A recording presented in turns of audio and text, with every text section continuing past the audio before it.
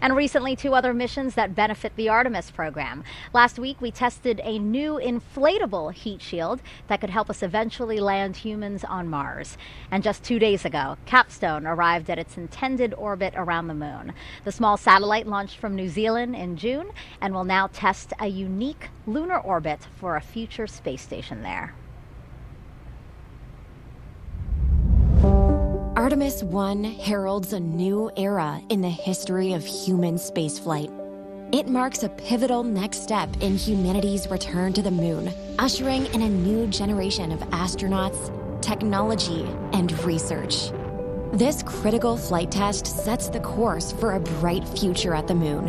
It represents our ability to safely send Artemis astronauts and critical hardware to lunar orbit. Humanity will experience Artemis in different ways than we did Apollo.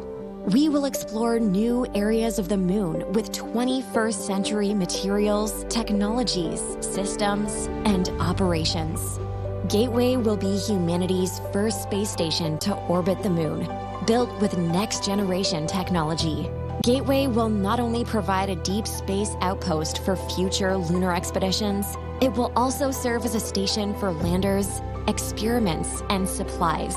Starting with the core power and habitation elements, Gateway will grow with increasing capability as international partners contribute new habitat and refueling modules, observation windows, external robotics, and more.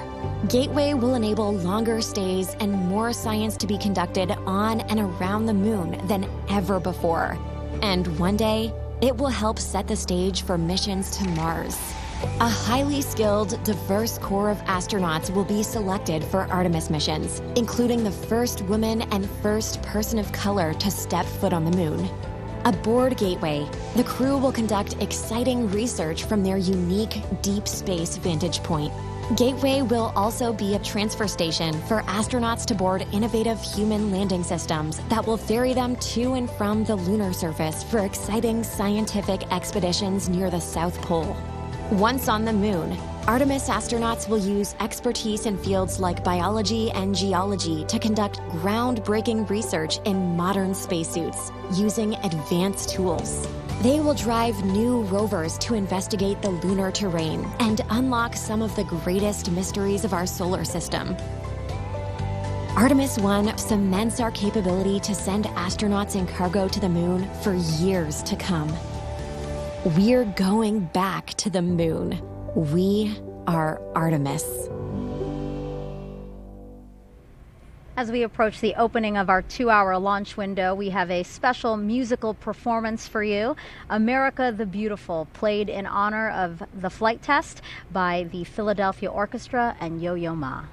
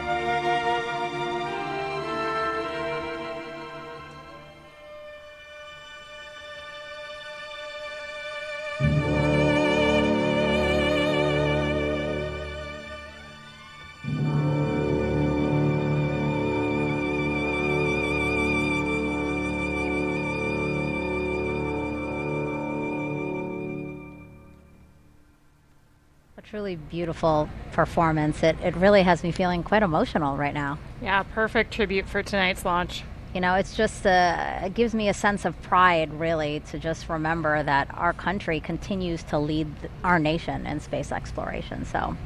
And as such, the White House is closely watching this historic launch. Earlier this year, Vice President Kamala Harris came down to Kennedy Space Center and met with NASA leadership as well as astronauts. She also toured our facilities where teams are working on hardware for future Artemis missions. Before leaving, she signed a piece of the Orion spacecraft that will fly on Artemis 3. She's doing it right there, which will return astronauts to the lunar surface. Okay, Kayla, time for more social questions. So let's take the first one. You know now the drill. It's going to be a celebrity question, so let's take that. Hey guys, I'm Jack Black, and I'm super excited for the Artemis 1 launch today. I was part of a little movie called Apollo 10.5, A Space-Age Childhood, and I have a few burning queries. Question the first. How is Artemis different than Apollo? Artemis is different than Apollo because we're returning to the moon, but this time we're going to stay. So rather than a short visit where we can do some amazing science, but it was pretty limited by these short visits, kind of a small area of the moon, we're going to the South Pole, and we're going to learn how to live there long term. So we're going to be building habitats, we're going to have rovers, we're going to have all of this infrastructure on the moon supporting scientific discovery, but also that next big step to Mars. I love seeing celebrities also take part and ask questions because it really shows that this is something that's captivating a lot of people. So that was really fun to see Jack Black. Also, query the first. That was funny. All right, let's go to the second question. How does it feel in space?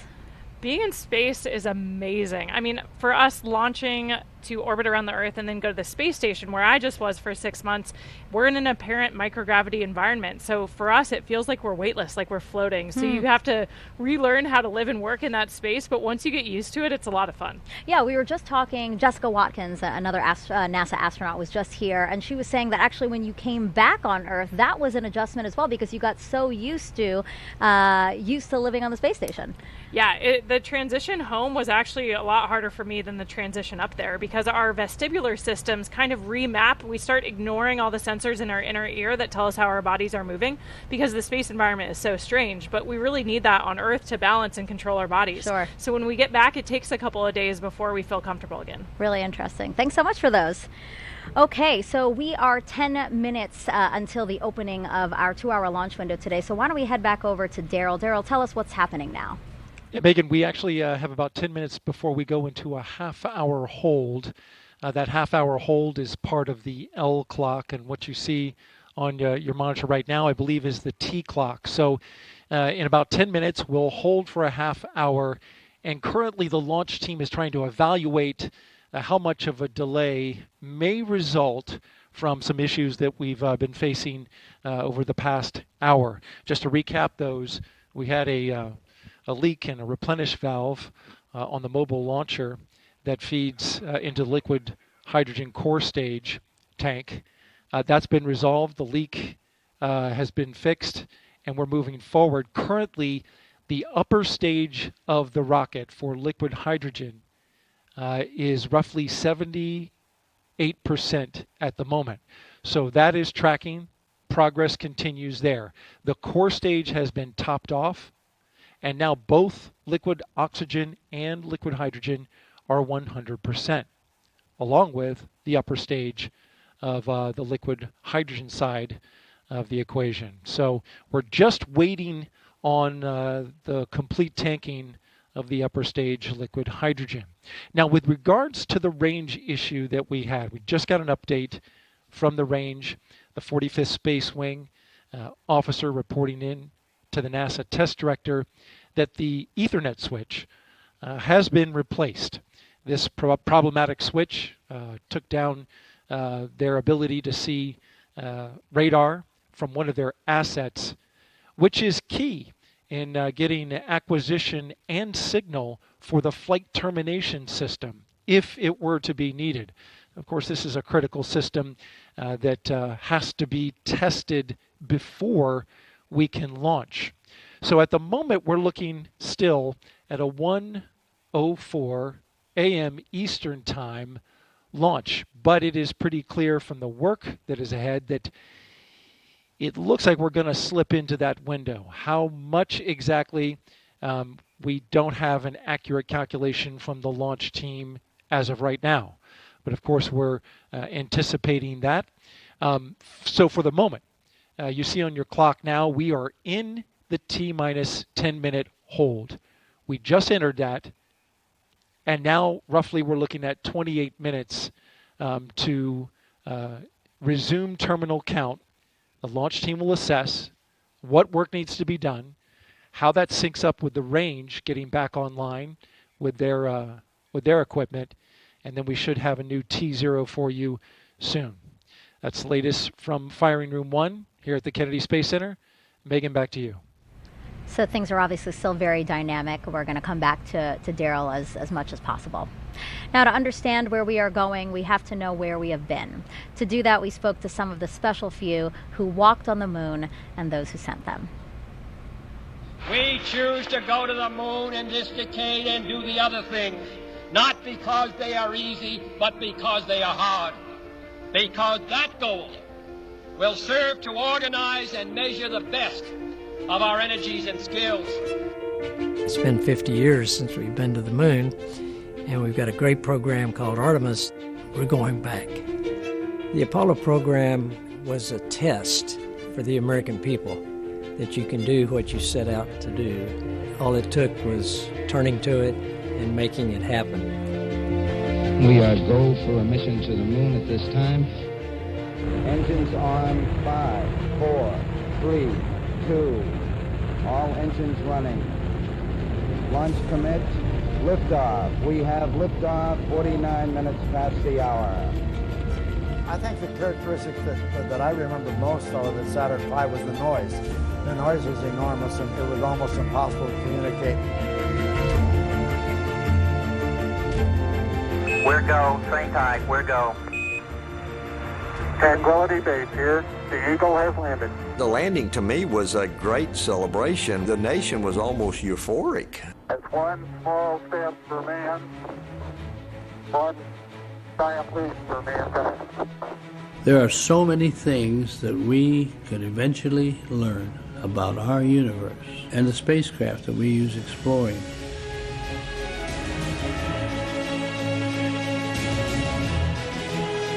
We are a nation of explorers. During Apollo, we were on national TV literally every day because we were doing something visible that Americans could see and they could feel and say, look what we are doing. And I believe Artemis is going to come up and say, look what we are capable of and what we are doing now.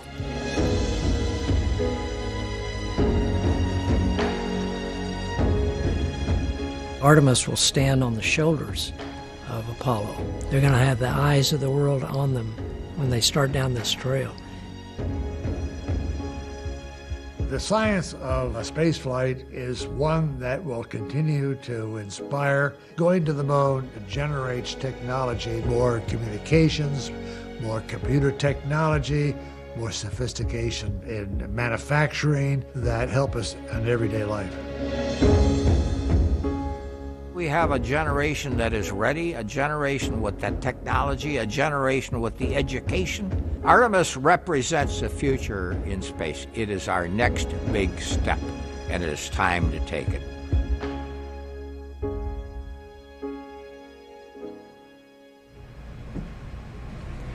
If you're just joining us, welcome to NASA's Kennedy Space Center, where we are showing you a live look of another visitor center. This is the U.S. Space and Rocket Center. Wow, take a look at all of those people who are there hoping to watch the launch today. You know, this is the visitor center for the Marshall Space Flight Center in Huntsville, Alabama. That center played a crucial role in contributing to the Artemis program, so I'm not surprised that there are a bunch of people there watching.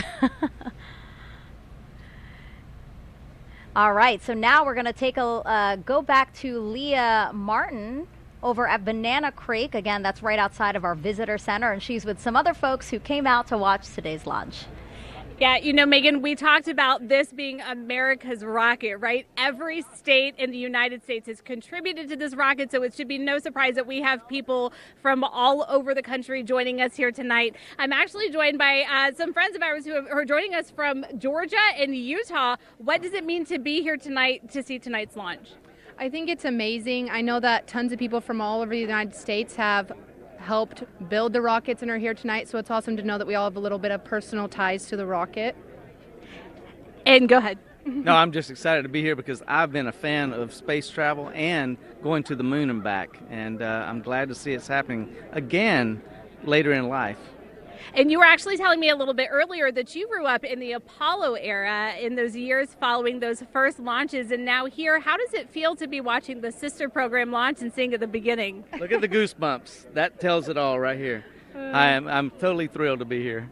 Now, and you were actually telling me that you have a personal connection to this rocket as well. You know some people who have worked on it. What do you think it feels like being here? How does it feel for you to see something that's the culmination of so many years of hard work? Yeah, I think it's crazy when you think about how long it takes to build it and stuff. Like, I wasn't even born last time people tried to get to the moon. So it's awesome. I think it's so exciting, and I cannot wait. And we have a ton of people who are working tonight still on call, and so we just want to tell them words of encouragement. What more do you have to say? Oh, I hope it goes tonight. Megan, back to you. Go Artemis. Woo! Go Artemis. Yes, I love that. And again, I just love these drone shots that we're showing of all the people who are here ready, hoping, anticipating launch today. So now let's head back over to Dan. So Dan is in the Apollo Saturn V Center, which is right next to this crowd that you're seeing here. He's inside there, and he's going to tell us more about SLS using an interactive state-of-the-art tool we're calling the Moonboard. That's right, Megan, and everybody, welcome back to the Moonboard. So just to recap, SLS out on the pad, on the mobile launcher. Daryl's been walking you through all of the tanking, all of the preparation. We had that hydrogen leak that was in the base of the mobile service structure here. That's been remedied. We haven't had any issue with those tail umbilicals that we were tracking so closely back in August and September. So everything looking really good with SLS. Just to recap, most powerful rocket we have ever built. It's propelled by 2 solid rocket boosters and 4 engines on this core stage. Now, these solid rocket boosters are going to be firing for the first roughly 2 minutes of the flight, a little more than 2 minutes. And we call them solids because of the type of propellant in there. If you forgot it already, it's aluminum powder, ammonium perchlorate, and polybutadiene acrylonitrile. It's a binding agent that's inside. Solid propellants are extremely stable. They're very reliable. But once you ignite them, they're going to keep burning. You can't really throttle them up and down like you can with liquid-fueled engines. You can throttle just based off of the distribution. So you basically put more propellant in some areas and less in others as you're trying to really throttle the rocket down, which we do as we go through things like max Q, maximum dynamic pressure. And just a reminder, as these things are firing, they can steer, they can gimbal. The bottom part here, gimbal just means you can really direct, and they're providing 90% of the steering as SLS is making the flight uphill, and more than 75% of the thrust with those two firing at the same time. And again, they're attached to this. This is the core stage, 212 feet tall, the largest single stage we've ever constructed. It's been through the green run test, a lot of preparation for this flight today, and it is propelled by these 4 RS-25 engines. Now, these are liquid-fueled rocket engines, so you have a fuel and an oxidizer, and one of the great things about liquid fuel is you can throttle them in real time. You could kind of like the gas in your car. You can go faster or a little bit slower. So these throttle up to 104% of their rated thrust at the time of liftoff. We throttle them down as we go through max Q, so the maximum amount of pressure on SLS on the way uphill, and then throttle them back up until they've consumed all of their propellants. And they're consuming that propellant at more than 1,500 gallons a second. That is just an astronomical amount of fuel that's running through these engines to produce that thrust. Each of these up to 500,000 pounds each during their operation. And of all the different components, we've got this engine block section down here. You have all of the associated plumbing, everything to feed those propellants down to these engines. You also have these 2 attachment points here, and that's where we actually tank the SLS rocket. So a lot of focus on those in the previous attempts. They've cooperated spectacularly so far today, and we've been able to fully tank this core stage. And a reminder, you have a fuel, about 500,000 gallons right here of liquid hydrogen, and then an oxidizer. You need those two together, and then an ignition source. That's what gives you your reaction, your thrust, your basically controlled explosion that then comes out of those rocket engines. So fully tanked, these are cryogenic fuels, hundreds of degrees below zero, so we've got a spray-on insulation across the entire vehicle. As it's sitting out there in the Florida air, it's a little bit warm tonight, but we need to keep those hundreds of degrees below zero. It takes a lot of energy to do that, so the less you have to use to keep them cold, the better, which is why we have that insulation. So we're going to be seeing SLS take flight for the first time tonight as we clear all of those final issues. Again, this is going to be one heck of a show when this thing launches into the night sky. So with that, send it back over to you, Megan. If you're just joining us, welcome to NASA's Kennedy Space Center for live launch coverage of Artemis 1. I'm NASA's Megan Cruz, and this is NASA astronaut Kayla Barron. It's been great having you these past 2 hours. It's been so awesome to be here for this historic launch tonight. So right now, we are awaiting a new T0. The launch team had to work through some issues, and they're doing a great job at working through those issues. So now we're just waiting to see a new T0, since we had been aiming for the top of the launch window, which opened does open at 1:04 a.m. Eastern Time. Now, today is a big deal. Apollo 17 in 1972 was the last time humans stepped foot on the moon. That the rocket you see right there behind us, illuminated in the darkness there, is the first step back towards getting us to the moon. Now, Artemis 1 is the first integrated flight test of NASA's deep space exploration systems. That's the ground systems here at Kennedy Space Center, the Space Launch System, or SLS rocket, and the Orion spacecraft. We will send an uncrewed Orion spacecraft farther beyond the moon than any of the Apollo missions before it. For Artemis 2, Orion will have astronauts on board as it orbits the moon. Then future Artemis missions will land the first woman and first person of color on the surface of the moon. So Kayla, why do we want to go back to the moon? The moon's a super interesting place to study. It can tell us a lot about the Earth, its own formation, but also more about our solar system. And we also want to return, this time in an international partnership, for a permanent presence on the lunar surface that'll teach us everything we need to know to travel onto Mars. Mm-hmm. And what about for you? I mean, you have the possibility of maybe being selected for those future missions, because the Artemis program can choose from any of you guys, any of the NASA astronauts. It's a crazy time to be a NASA astronaut and even imagine that that could be real. I think we're all just honored to be a part of the team that's doing this. We're just a small representation of all of the amazing human beings around the world that it takes to do something as audacious as returning to the moon, learning what we need to go onto Mars. So we're just all excited to support the program in any way we can. But of course, a ride to the moon would be incredible. So yeah. I think we're all just dreaming about those moonwalks. Now, since Artemis 1 is setting the stage for those future crewed missions, is there anything in particular about this 26-day mission that you will be watching? Is it re-entry? Yeah, you know, we've mentioned that a few times throughout the broadcast tonight. The re-entry is a really important part of the flight, of course, and the heat shield, we're interested in seeing how it performs in real life. We've tested it on the ground, but Orion's going to be coming in faster and hotter than any human-rated spacecraft in history. And so we really want to see how the heat shield performs and make sure all the systems can keep the crew safe for that dynamic event. Yeah, we'll all be watching for that too. It's not just about the launch, a 26-day mission, as we said, so we'll be keeping watch over the entire mission. Our workforce now is very different from what it was during the Apollo era. When Apollo 11 launched, there was only one female engineer in the firing room. Today's launch of Artemis 1 is led by NASA's first ever female launch director. Take a look at how she and other women across NASA are shattering glass ceilings.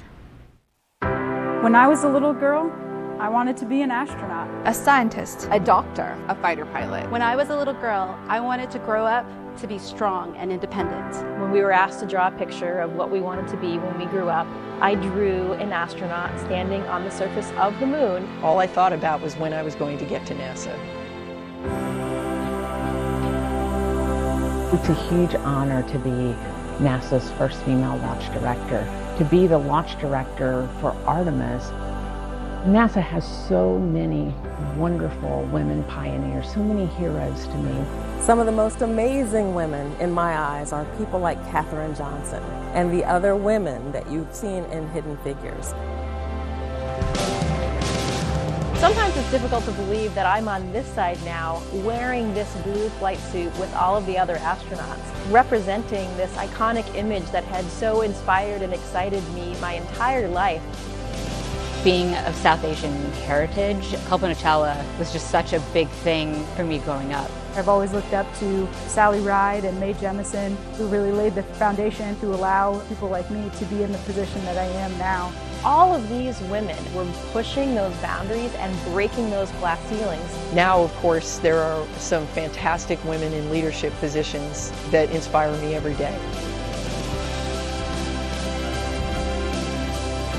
So much has changed since the Apollo program. During the Apollo 11 launch, we had one woman, one out of 400 engineers in the room. And I look at our team today, it's much more a reflection of the world that we live in.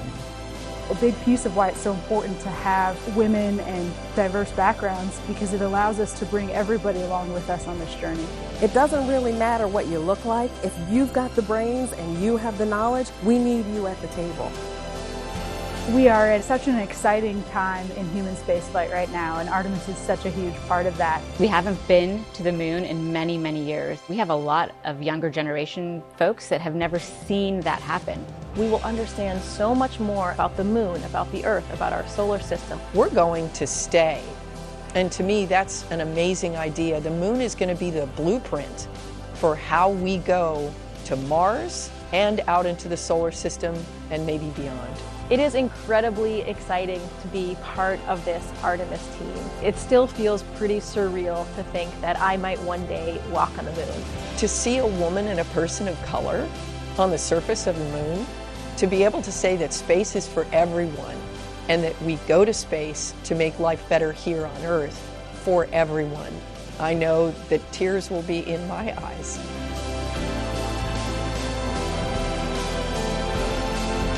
My message to women and girls out there is to find your passion, whatever that is. Don't let anyone tell you what you can do or can't do. Only you can realize your dreams. Space is for everyone. And if me being in this role helps to send that message, I think that's a great thing. And I just actually love that I don't feel like a woman at NASA. I just feel like a person at NASA. The women of NASA are Artemis, and we make a difference every day. I am NASA's Spacewalk Office Hardware Manager. I'm the Program Scientist for Space Biology. I'm the Director of NASA's Johnson Space Center. I am Artemis. I am Artemis. 私は Artemis です。Yo soy Artemis. Us some Artemis. Anna. Je suis. Ich bin I Artemis. am Artemis. I am Artemis. I just love the way that that video ends with you and all these other women saying, I am Artemis. What do you think, why is it so powerful to just hear those three words, I am Artemis? Why does that resonate so much?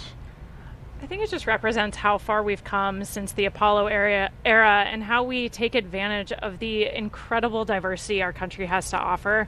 Having seats at the table for everyone, you know, space is for everyone. You heard that a few times in the video, and I think we're proving that out every single day in our work, not just at NASA, but with our international partners. I think it's so important to our ability to succeed on these really complex missions. Yeah, I thought that was a very powerful video, and I'm glad that people got that message, young girls in particular. Another person who you saw in that video is Pam Melroy. She's a former astronaut and NASA's deputy administrator. So why don't we head over to Jasmine Hopkins, because Pam is there with her now. Thank you so much, Megan. Yes, I'm honored now to be joined by Pam Melroy, NASA Deputy Administrator. This is just a fantastic night. And we just saw that powerful video with you among so many of the great women here at NASA. What is so important about us now being ready to send, you know, the first woman, the first person of color to the moon? Yeah, I loved watching that video. Just inspires me. So many of those women are my friends, but also they're just such fantastic engineers and scientists and just so many roles at the agency. I've always thought one of the strongest teams that you could ever find is a family, and families have men and women, and so our teams are stronger, I think, when we have that balance and that diversity. So that was exciting. But for me, I was a part of the Apollo generation, and I was very inspired by, you know, Neil Armstrong and Buzz Aldrin and Mike Collins on Apollo 11 and all the Apollo astronauts. I just cannot even imagine the inspiration, though, for a little girl. I mean, it never occurred to me that I wanted to be an astronaut, but of course there were no women astronauts then. I think what's going to happen now with the Artemis generation is that first woman and the first person of color is just going to have a huge impact on the next generation. Right. We are just watching with bated breath, and I know that it's going to mean so much to little kids to look up to them. And we understand, too, this is a huge, I mean, when we launch Artemis, it's going to be a global accomplishment. We have the Artemis Accords, which are helping us make sure we explore peacefully. Can you tell us more about those? Yeah, it's really important, actually, especially because unlike in Apollo, where it was actually just a few countries that had the capability to go to space, now those capabilities are proliferating throughout the world. And so what we do with the rocket is really important, and how we go is just as important. And how we go is as teams and with our partners, and with a sense of the responsibility that we have as we go out into the solar system to do it peacefully for scientific purposes and responsibly. Right. Pam, you have a great sense of teamwork, and this is definitely not our first time. You know, there's a lot of things that go into testing out a first-time vehicle. There's actually dynamic activity going on right now. So how does this first flight test of SLS compare to other first times, with Shuttle or with Saturn V before that? Well, I can do even better as a test pilot, right? So there's a history there. In fact, the amazing thing about this is so first flight of a first aircraft, you actually taxi it out to the end of the runway and then run down the runway and come back and check all the data. And then you might take off once and go around the pattern and come back and land. This is a little bit like taking off and going to fly a full mission on your very first flight of an aircraft. And so everything has to be right. So this compares it's very similar to the experiences that all new rocket developments have, where, it's not just about learning the hardware, that's a big piece of it, but it's also about gelling that team together and your procedures and how you're going to deal with issues that come up, because they will come up. They always come up. Exactly. And you have that experience as a test pilot, but also as a former astronaut. In that video, we saw you getting your induction into the Astronaut Hall of Fame, which is pretty cool. So what is your perspective, or what advice do you have for the Artemis astronauts, those ones that are going to maybe set foot on the moon? Oh, well, they don't need my advice. I'd love to elbow them out of the way and go to the moon too. But they are fantastic. I mean, I'm so proud of all of our astronauts. I was just talking to Jessica Watkins, who just came back on Crew 4. This generation is prepared, ready, and excited. And I think they're really excited that we're putting science front and center in the Artemis program, too. We're going to learn so much about the solar system from the moon and even about the Earth. And so I think the astronauts are really excited about doing that hands-on science. And they are ready to go. Right. I know they're ready to go, and maybe you are as well. But Artemis 1 is just the beginning. Then we have Artemis 2 and on. We're learning so much. What do you think about this just forward movement that we're making right now?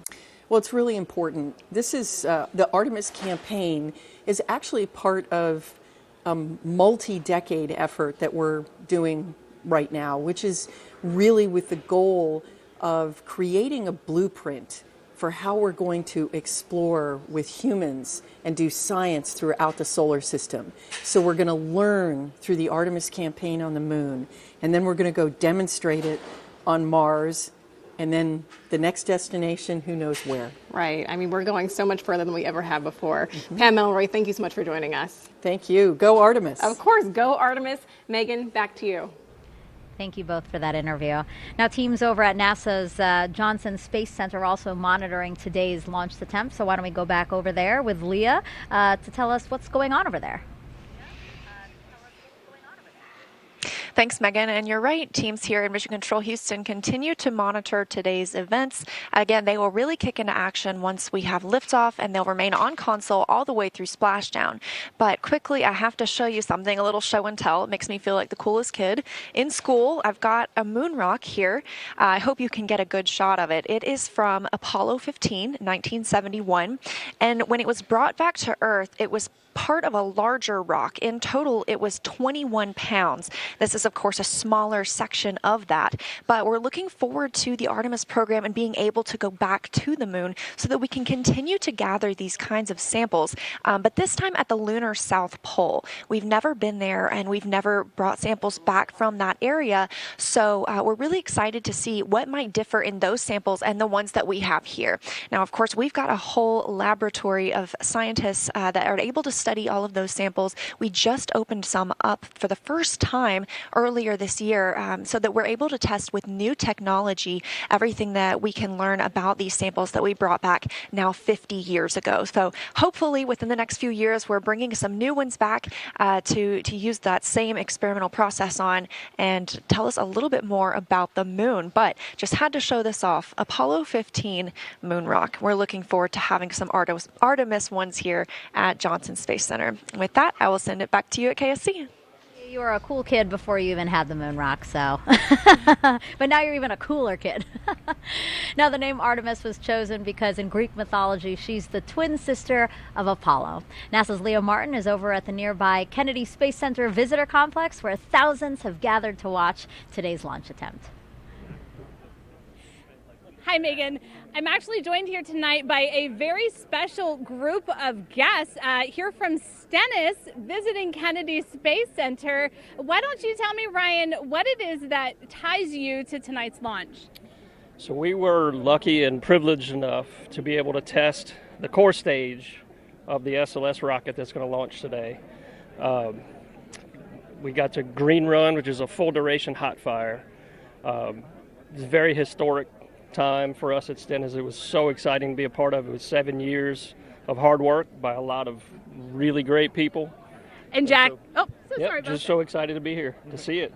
And Jack, you were actually telling me that you know firsthand, how much work has gone into tonight's launch. What does it feel like to be here tonight, seeing the rocket fully integrated on the pad, ready to go? Man, I'm just incredibly grateful to be a part of this history and just really excited to see this thing launch.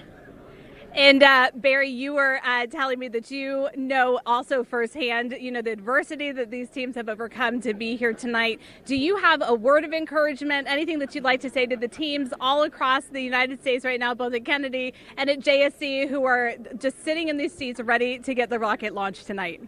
Sure. Persevere. I mean, it's hard work, but it's so well worth it. We spent many hours doing the testing and trying to get ready for this moment, and I think we've forwarded that information to those guys, and we also give them the encouragement to continue on, so we know they can do it. Thanks so much, Barry, and I think it would be great if just on the count of three we can give them a great big go Artemis. 1, 2, 3. Go Artemis! Back to you, Megan. That was amazing. And that's just, people who were actually able to come here to Florida. There's many people who are joining us from around the world who couldn't obviously make the trip out here. So let's take a look at some of those watch parties there. Here's Space Center Houston. It's the visitor center over for Johnson Space Center in Houston. And you can see a lot of people there after hours because that visitor center is closed right now. People are waving. I love it. Wow, look at that. Whatever that is, That's it's awesome. amazing. I don't think I've ever noticed that when I'm at Space Center Houston. Maybe it's new. I know. But yeah, just look at that crowd. It's really fun to see, again, all these people who are captivated, young and old, by today's launch attempt and the beginning of the Artemis program.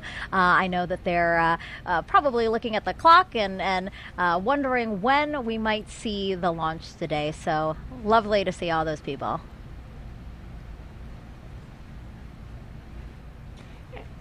And there's the Space and Rocket Center, where we have a ton of people waving their flags, cheering us on tonight for this incredible launch this evening. I love that. They totally look like cheerleaders, and they're embracing it. I love it. And yeah, this is the U.S. Space and Rocket Center. This is the Visitor Center over in Huntsville, Alabama. As I've said before,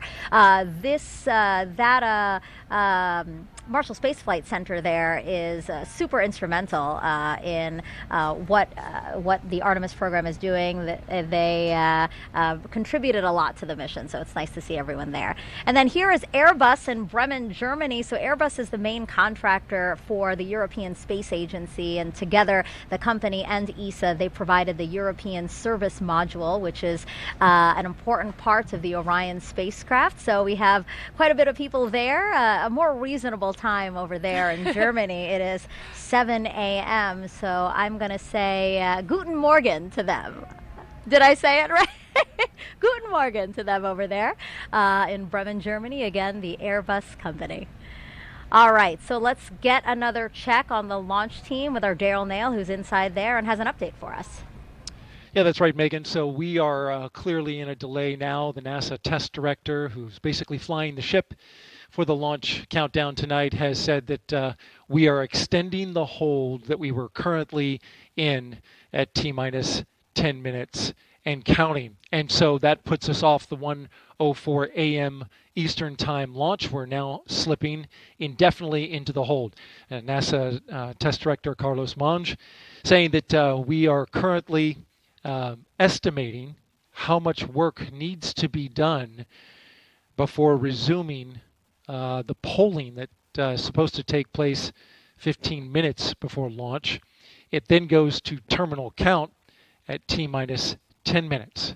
Now we've got an update on the tanking of the upper stage liquid hydrogen tank. Currently 95% filled. We're in topping on that tank. It is the last of 4 tanks in the Space Launch System that needed to be completely fueled up before we launch. Of course, cryogenic tanking, a complex operation that has seen some delays tonight. We had a roughly hour delay after a replenish valve on the core stage liquid hydrogen side required hands-on work by a Red Crew team that went out to the launch pad and tightened down some bolts on the valve and got it fixed before leaving the launch pad, and then launch team verifying that that work was complete. Now currently we're awaiting some work with the range. The 45th Space Wing, which oversees the range here, makes sure that the airspace and the ocean out over the flight path is clear, and also has the responsibility to destruct the rocket should it go off track. They have been working on some issues with their equipment and sending a flight termination signal to the rocket. There is testing that must happen with the flight termination system that was delayed by a bad Ethernet switch. Switch has been changed out, and now the range is looking to start testing their connectivity to the rocket in order to preserve that safety function that they are responsible for. So again, we are slipping now indefinitely into the launch window. We're awaiting the launch team to evaluate just how much time is required to complete the work to get this rocket ready to launch. And of course, when we have a new T0 for you, we'll report that out right away. Megan, back to you. Daryl, thank you so much. As NASA prepares to explore the moon, here's a look at the spacesuits and tools that will help us to do that.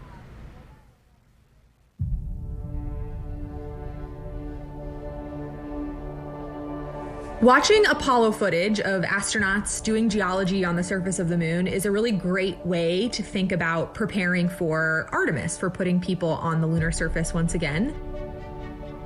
We learn a lot in how they did science operations on the moon and what it's like to work on the moon. You see them doing geology. You see them taking rock samples, putting in a drive tube to take a core sample. You see them bouncing along the surface of the moon on the lunar rover that they used in Apollo 15 through 17. So it's a great way to help drive technology development for the next generation of spacesuits and geology sampling tools. There's these facilities that help us train like we are on the lunar surface these 1.6G offload systems or putting people in the aquatic environment are great ways to train the mobility part, right? Like, what can you do and how different does it feel to be in 1.6G and do these tasks? We've been training astronauts in geology and geoscience for decades now. The Apollo astronauts had literally hundreds of hours of training in geology before they flew to the moon. It's often said that the Apollo astronauts had the equivalent of a master's degree in geology by the time they flew to the moon. In the intervening decades since Apollo, we've been training astronauts who fly to the International Space Station because when they're on the ISS, they spend time observing the Earth, looking out the window, taking pictures of what they see on the Earth's surface. Now that we're looking at putting astronauts on the surface of the moon, we also take them into the field. We take them to field sites here on Earth that resemble field sites that we expect them to see on the moon. That's the reason why we take them out into places that are unique, like volcanic landscapes or places that are analogous to the lunar surface, to train them on the scale and fidelity of science that you just can't recreate in these facilities. And so by combining this classroom and field training, we're able to prep them for fundamentals of geology, the major driving lunar science questions that we have that we hope to address with the Artemis program, and teaching them how to do field work in relevant analog environments. For just science aspects of developing new spacesuits, can it get you to where you need to go? And then once you get there, can you do the cool science that you need to do? And so that's, can you move effectively and efficiently in the suit to be able to collect the samples or use the tools or the instruments? For the visibility, it's like, can you make the necessary observations that you need to? Or does the suit have the lights on it that it needs to illuminate the surface and make the observations you need to? The lunar South Pole holds tremendous resources that are going to allow us to continue to explore. This is a place that we've never been before. There's so much to be learned from getting boots on the ground and exploring a unique place that challenges us as humans and also helps us develop technologies that make our everyday life that much better. We think there might be volatiles present at the South Pole. By using these volatiles, we'll be able to do things like create drinking water, create rocket fuel to launch astronauts back to Earth. And so by harnessing the power of the land, we'll be able to help astronauts establish that long-term sustainable presence.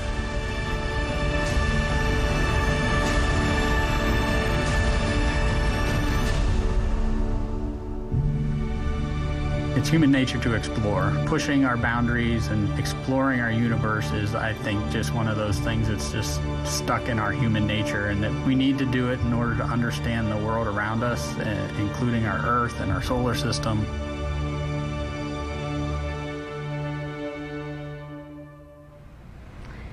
We just heard there how curiosity is just a part of us.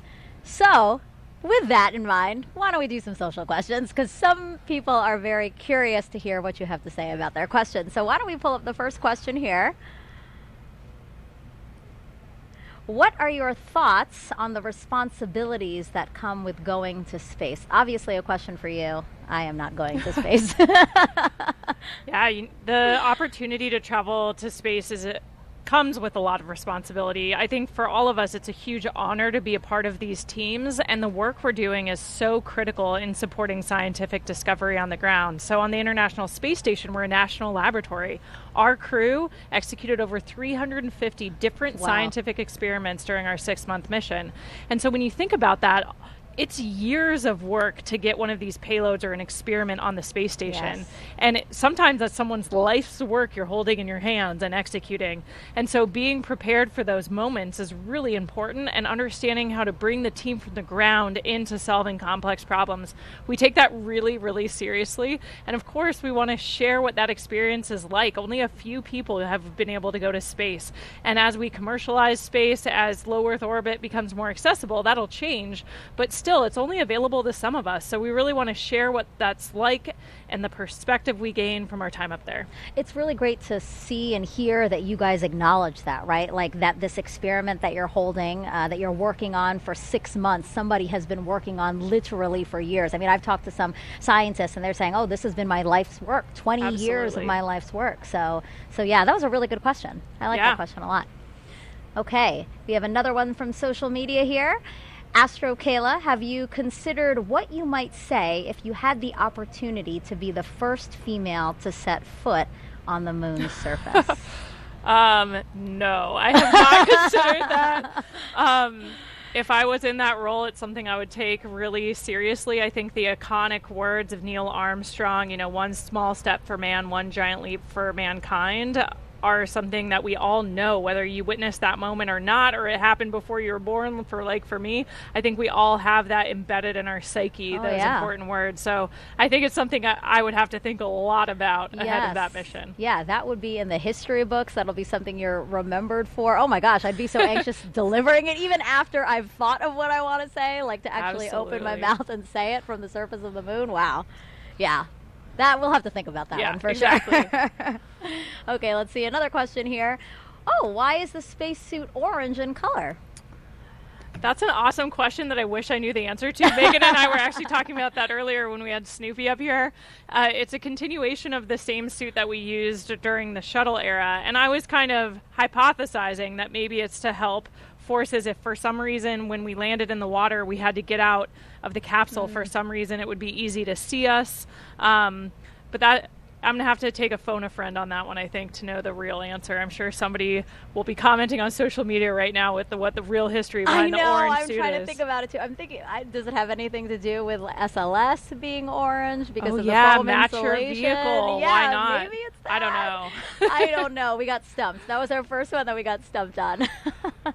Do we have another question? All right. If you could name one of the moon's craters, what would you name it? Oh man. What would you name it, Megan? I don't know. That's a big decision. I thought you might say the name of your zero-G graph. Oh, FOW? Yeah, maybe. I don't know. That's a pretty big responsibility, I think, to name these geological features. And a lot of the craters on the moon already have names. So I'm sure there's some that maybe they haven't named, they're too small, or we haven't explored them yet. But a lot of them already do have names. Like, we're going to be exploring the edge of Shackleton Crater as part of Artemis mission. So a lot of them are already named and mapped. Yeah. Thanks for throwing it back on me. I was like, I don't know. Do you think our parents or husband or fiance are now upset that we didn't say them? I don't know. I mean, I don't think so. I think they understand. All right. These are big decisions. This is. All right. Last question here, for this segment at least. What will Orion do when it gets to the moon? So for this mission, ArtemisⅠ, it's actually going to orbit the moon and then go into a distant retrograde orbit. And so it'll get really close as 62 miles, and then go way past the moon.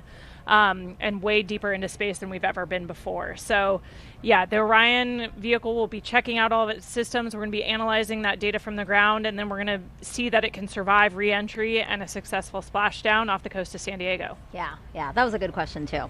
Okay, well, again, just keep those questions coming. You know, we're entering into this launch window, and we do have time, so we'd love to hear from you, and we'd love to try, at least, to answer most of your questions. So you've been hearing throughout the broadcast all the different science that returning to the moon will enable us to do. So there's actually something called the Prime-1 mining experiment, and that's going to robotically look for ice and other resources below the lunar surface. NASA's first polar resources ice mining experiment, also known as Prime-1, will robotically look for ice and other resources below the lunar surface. Thanks to data from spacecraft orbiting the moon, scientists believe that the polar regions contain water ice in the form of ice just below the surface. With the right technologies, that ice is a game-changing resource that can be mined and used to produce propellant and breathable oxygen for future explorers. Under NASA's Commercial Lunar Payload Services Initiative, the agency selected intuitive machines to fly and land Prime-1 on the moon's south pole. Prime-1 will land near the Shackleton Crater to drill into the lunar soil in an area that could contain water ice. Prime-1 is made up of two instruments, Trident, the regolith and ice drill for exploring new terrain, and M-SOLO, the mass spectrometer observing lunar operations. Trident will drill up to 3 feet into the lunar surface, extract lunar soil, and bring it up to the surface. Trident drills to its maximum depth in multiple phases, stopping at different increments. As it reaches each desired depth, it will pause and retract the drill string to deposit lunar soil on the surface for analysis. This is where M-SOLO comes in. M-SOLO is a commercial off-the-shelf mass spectrometer modified for spaceflight. It will evaluate the chemical elements and compounds released from the lunar soil for water and other chemical compounds. Trident will then proceed to the next specified depth and repeat the process until samples at all desired depths have been analyzed for water. If no ice is found where Prime 1 lands, NASA will still collect valuable information about drilling into the lunar soil for a future mission.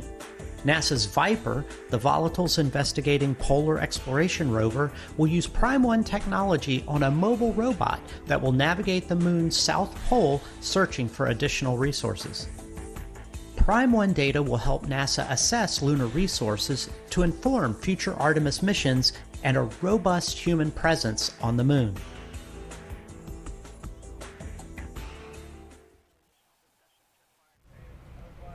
So we are still awaiting a new T0 for today's launch attempt, but for more on what to expect when we launch for this first day, let's go to NASA's Dan Hewitt. He's inside our Apollo Saturn V Center at the KSC Visitor Complex.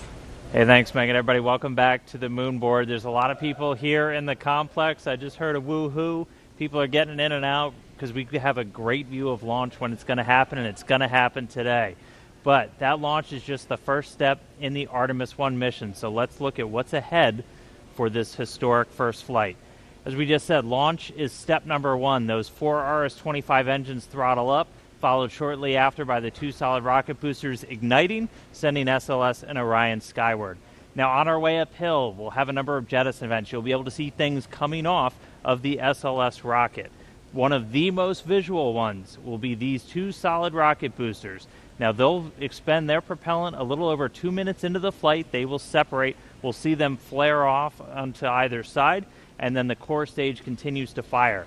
We're also going to see the launch abort system come off the top. Once you get high enough in the atmosphere, it's no longer required. You could actually do aborts using engines on Orion and its service module.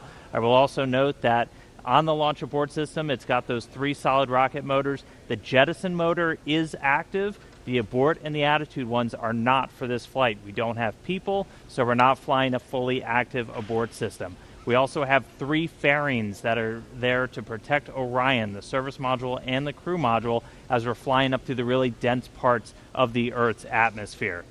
Next up, we'll hit core stage separation. So we've got 4 main engines. We'll hear MECO, main engine cutoff. Those engines will shut down, the core stage will separate, drop away. It's eventually going to splash down in the ocean. And that hands over the propulsion duties to this, our upper stage, the Interim Cryogenic Propulsion Stage, or ICPS.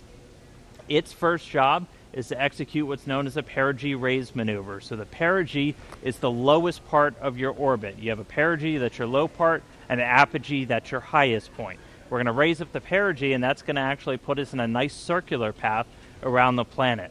And while we're there, that gives us time to check out Orion. We're flying it in space for the second time, the first time in this fully integrated stack with SLS. We'll be able to look at all of Orion's systems, make sure those solar arrays are capturing the sun's energy and turning it into electrical power for Orion's systems, make sure the communications are working, all of our guidance, navigation, and control. That is your time to make sure you have a healthy spacecraft before you do something that is going to send it to the moon. And that's next up on our list. That's the trans-lunar injection. For today's launch profile, that's going to be a firing of about 18 minutes of that single engine on the upper stage. Now, that engine optimized for a vacuum. It's producing about 24,000 pounds of thrust. So it's a pretty big engine, and it's doing that because we need enough energy to be able to send our payload, Orion, beyond low Earth orbit and send it on a path to head out to the moon.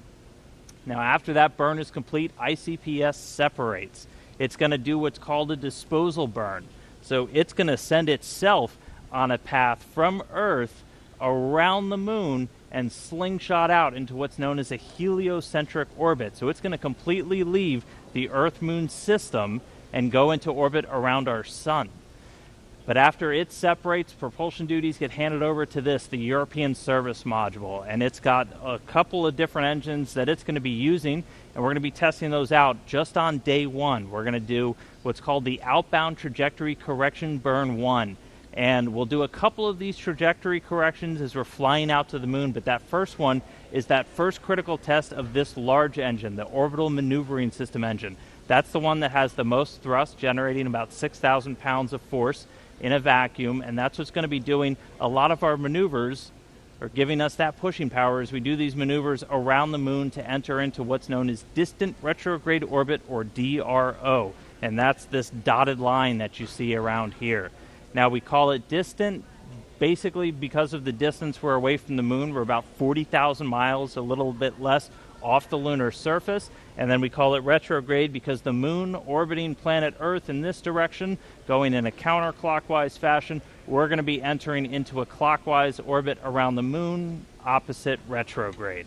Now, to do that, we're going to get in close, we're going to dip in off the lunar surface, we're going to be about 80 statute miles off the lunar surface as we do this outbound powered flyby. Again, the major thrust coming from that Orbital Maneuvering System engine.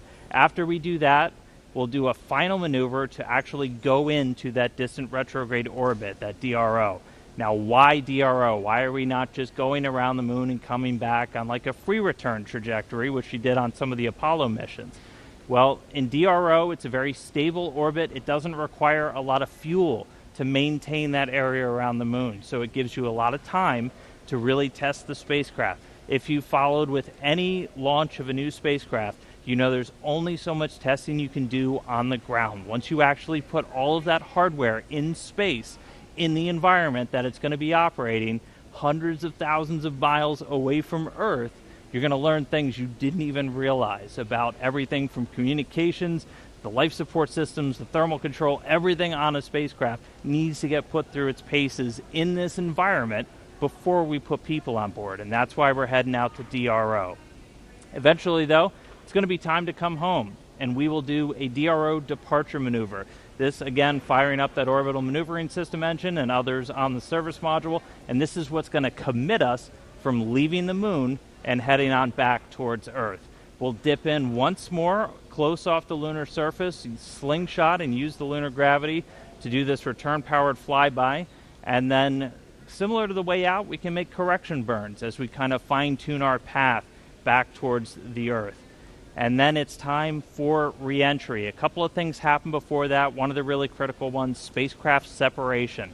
We're going to detach the European Service Module shortly before re-entry. Its job largely done. That burns up in the Earth's atmosphere and reveals on the crew module the heat shield. I circled it earlier. This is goal number one of the Artemis mission. Artemis 1 mission is testing this heat shield at lunar return velocities, because when we make that trip around the moon and we come back, we are going in speeds of excess of 20,000 miles an hour. So when we slam into the Earth's atmosphere, it's going to heat that thing up to more than 5,000 degrees Fahrenheit. For the Artemis 1 profile, we're going to do what's known as a skip re-entry.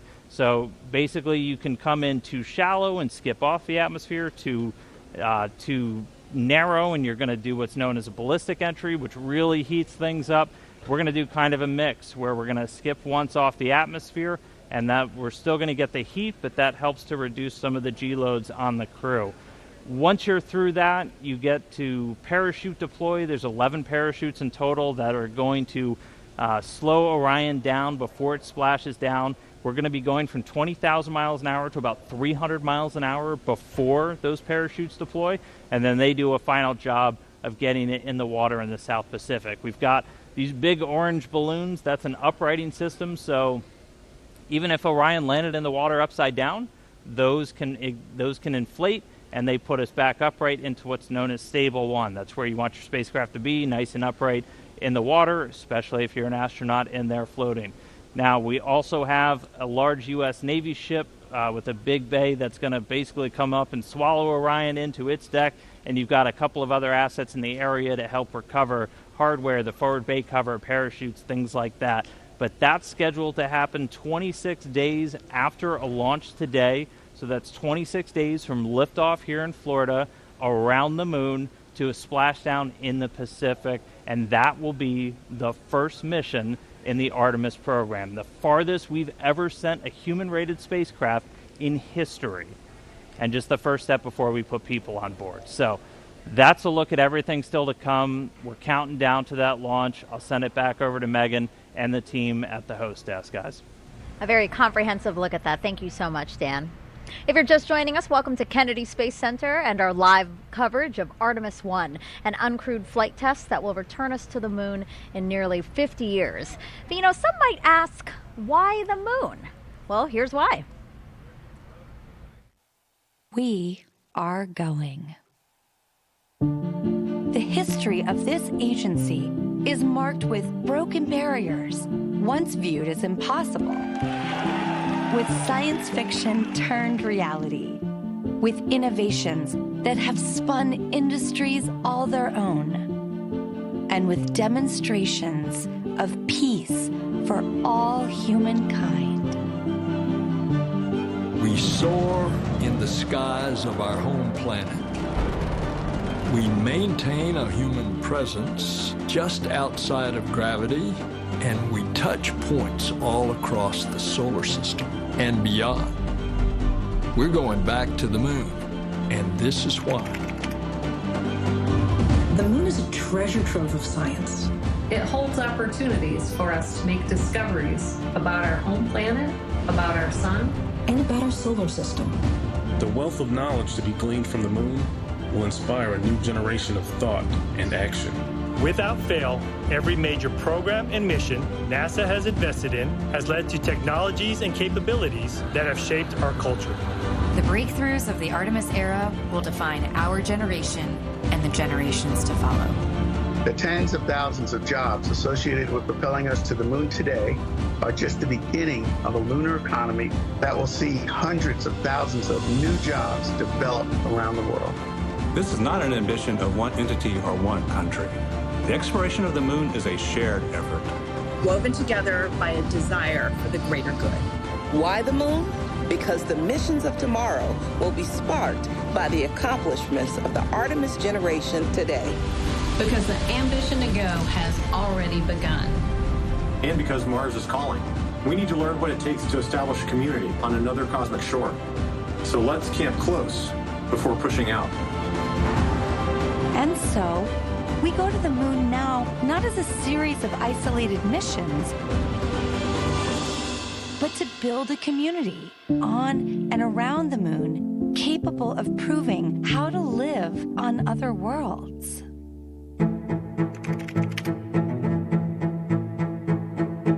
We'll use the lessons from more than 50 years of peaceful exploration to send a new generation to the lunar surface to stay. We will anchor our efforts on the lunar South Pole to establish the Artemis Base Camp, positioning us for long-term science and exploration of the lunar surface.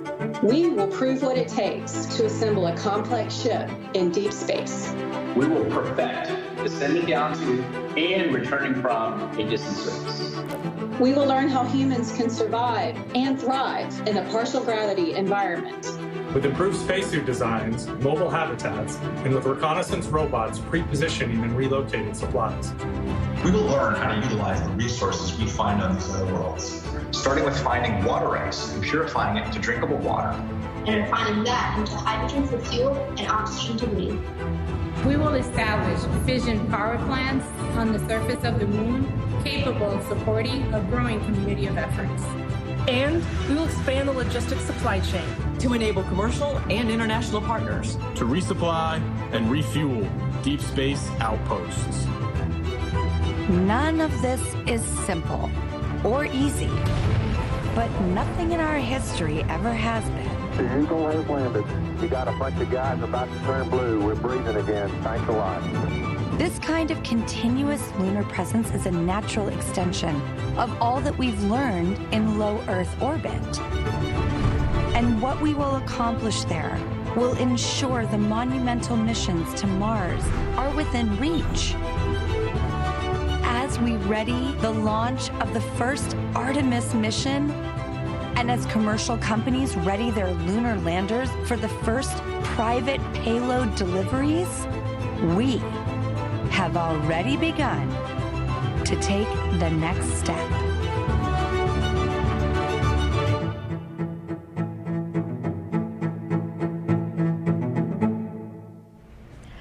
Throughout this launch broadcast, our NASA's Leah Martin has been introducing us to people over at the Kennedy Space Center Visitor Complex who have come out for hopefully the maiden voyage of Artemis-1. People from near and far, young and old, just really excited to hopefully see this historic flight. So now she's joined by somebody else who has a really interesting story. Leah, tell us about it. Megan, I think one of the most exciting things about being here tonight is being with people who are like-minded, who have such a strong tie to the history of our nation's space program and their love of spaceflight. And I actually struck up an amazing conversation with Scott here, and you were telling me about the special tie that you have to tonight's launch as well. Oh yeah, I literally grew up with NASA. My father went to work with the NACA before NASA. Went to work for Dr. von Braun, followed him over to Marshall Space Flight Center, and became, when it became NASA, he worked on the Jupiter C, Redstone, Saturn I, Saturn V, and then because of that, he brought me here to see Apollo 11 launch. So that was my first launch. I was 5 years old. I loved it. Still remember the sound. That's about all. And then years later, through my flying career, I was able to bring my sons back with my friends that flew the shuttle, and they saw 5 launches and 4 landings. But basically, I wanted to be here. I was here for the first moon launch, the last moon launch back when Uncle Gene Cernan, our family friend, went to Apollo 17. So I wanted to be here for this because it's kind of in our family, in our blood. And hopefully I'll be around for the next one when we go and land again. So that's incredible. So you have NASA actually in your DNA, grew up with the program. Yeah. I knew most of the German scientists. The kids sat in our lap, Dr. Ernst Strehlinger, and my father flew with von Braun because he was a general aviation pilot as well. So they'd get off work and fly.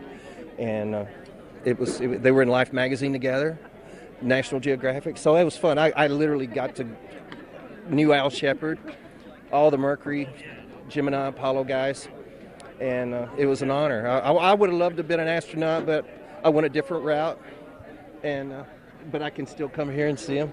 We can, and we're so grateful, so thrilled to see you here tonight, and so excited that you will be able to actually compare the last launch and the sound of the last one with the one tonight. It's absolutely going to rock the sky. I want it to be even louder. I want to feel it. Yeah. Thanks so much for joining us tonight. It's been an honor to meet you, and Megan, we're going back to you. Leah, thank you so much for sharing that. That was such a fun story.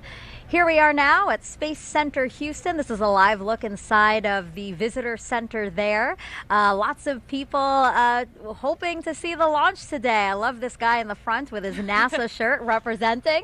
And again, just seeing children and young and old, just all these people who feel captivated and are excited about our next giant leap into deep space. So glad to have them here. Oh my gosh, I love this.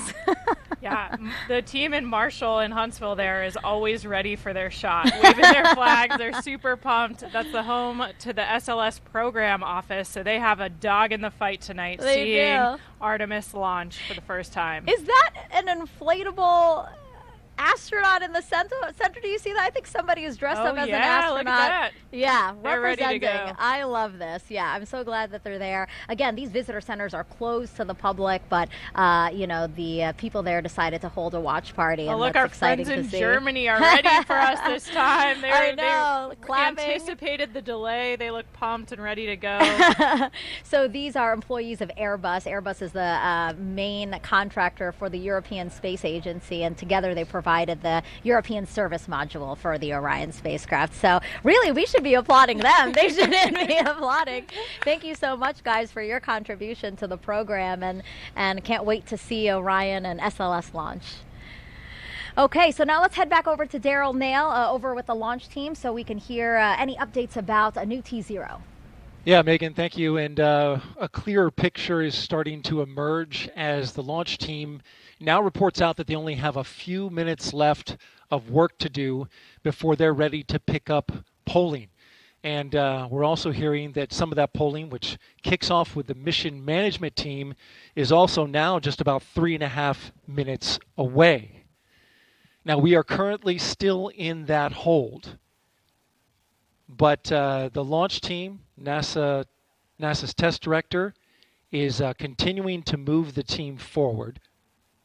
We've wrapped up work on the upper stage and the lower stage. You're looking now live inside Firing Room 1, where Launch Director Charlie Blackwell Thompson is overseeing her launch team. We've had a number of delays that have put us off the T0, but we are starting to track to a T0 close to around a quarter till, top of the hour. But we do need to have some polling that takes place. I'm pausing now because I'm listening in to the teams as they communicate.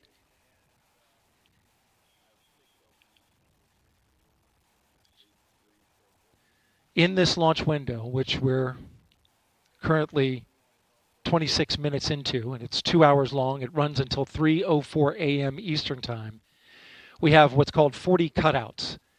And in those cutouts, they range from about a second to about a minute. These are times where they can't launch. These cutouts must be accounted for when determining a new T0.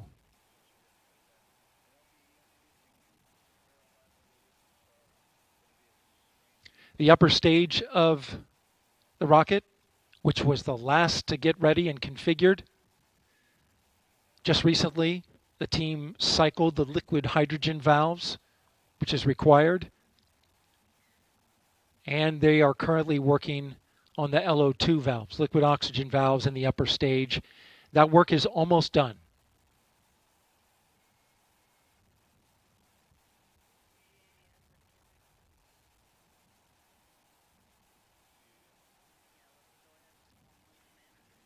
We are now a minute and a half away from the poll of the mission management team, which is several minutes before T-minus 15 minutes.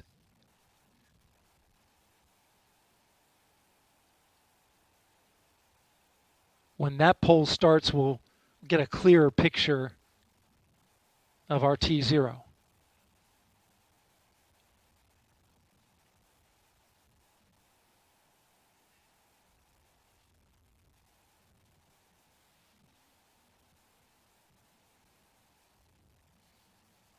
NASA's test director has informed the launch team to all switch to a common communication channel. It's called 232. And what this means is that the entire launch team is now on one channel, and all future communication will happen there. Whereas there are many channels. Now they reduce it down to one.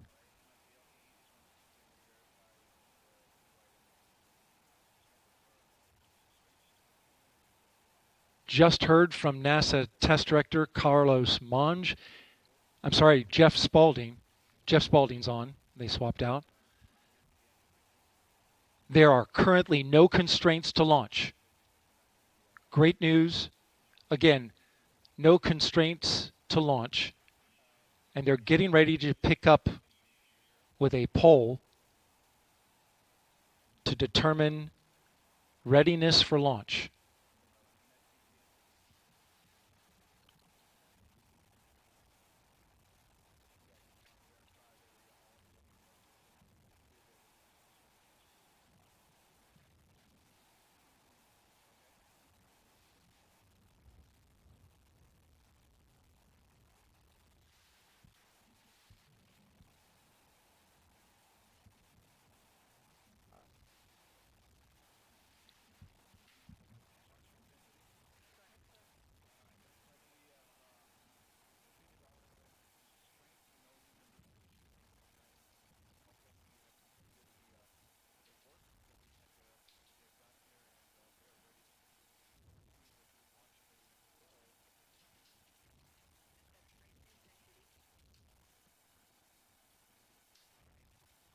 Okay, NASA Test Director Jeff Spaulding getting ready to conduct the readiness poll, so we are getting close. We're going to pull up the audio now so that you can listen in. LPs go. And rockets go. All right, copy all. And Launch Director NTD, our launch team is ready to proceed at this time. I copy all NTD. At this time, I will proceed with my poll. And attention on 232, this is the Launch Director performing the final poll for launch. Verify no constraints and go for launch. EGS Program Chief Engineer. EGS Program Chief Engineer verifies that the EGS, SLS, and Orion Program Chief Engineers have no constraints and are go for launch. Copy, Greg. Thank you. EGS Chief Safety Officer. The EGS CSO verifies the SLS, Orion, and EGS CSOs have no constraints and are go for launch. Copy, John. Thank you. Range weather. Weather has no constraints and weather is go for launch. Copy, LWO. And Mission Manager.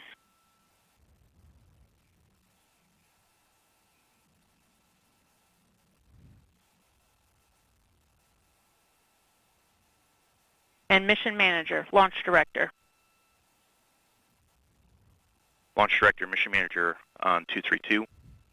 The mission management team has been polled. You have a go to proceed with terminal count and launch of Artemis-1. I copy all. Thank you. And NTD, Launch Director.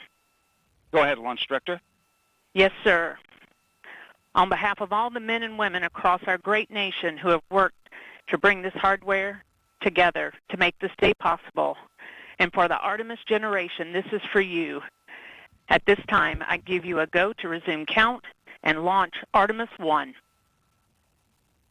Copy, Launch Director, and thank you.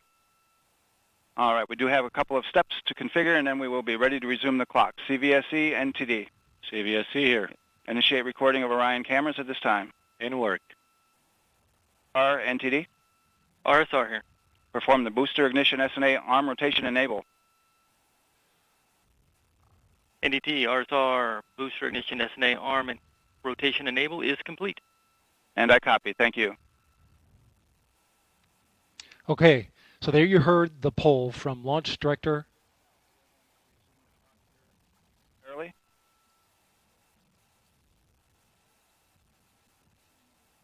Getting ready to get that new T0 time.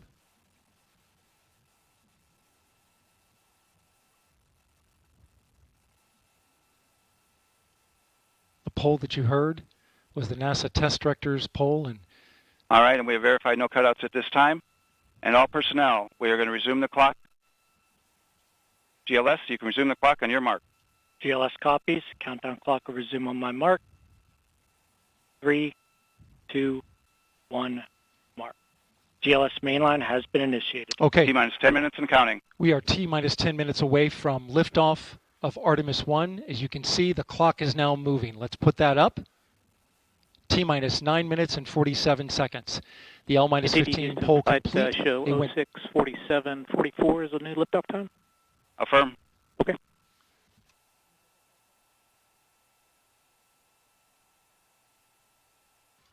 Oh, 1:47:44. 1:47 a.m. Eastern Time and 44 seconds.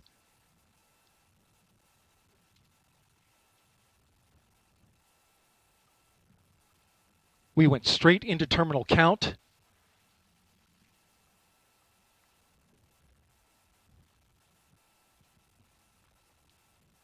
Liftoff now 9 minutes away. So terminal count. Control has been given over to the GLS, the ground launch sequencer, a computer and software that is doing all of the commanding and monitoring of the Space Launch System.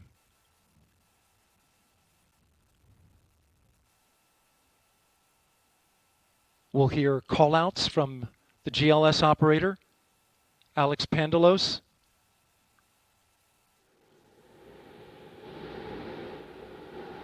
as well as NASA Test Director Jeff Spaulding. GLS is pre-tensioning the umbilicals at this very moment.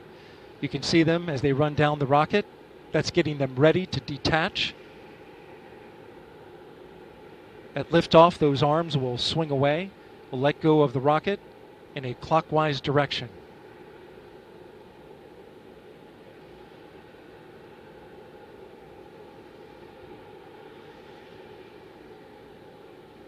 T-minus 8 minutes and counting. The GLS is performing up to 100 commands per second, including configuring ground systems for power transfer to the rocket. GLS is turning on cameras, recording video inside and outside the crew module to collect data for engineers. Purging the aft skirt booster with high flow nitrogen. Clear out any hydrogen gas that may be there.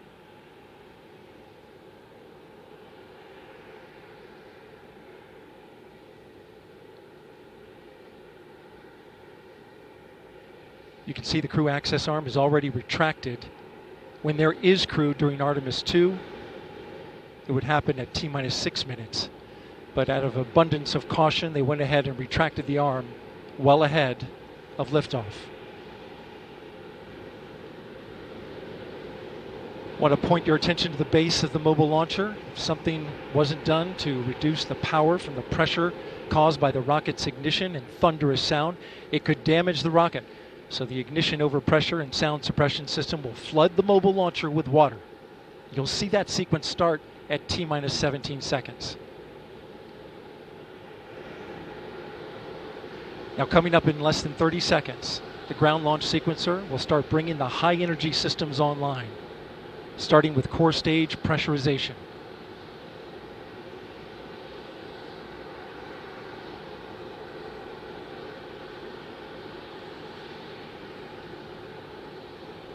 Firing room 1 is completely silent as they listen for the next call. GLS's go for core stage tank pressurization. The core stage tank is now pressurizing to flight levels.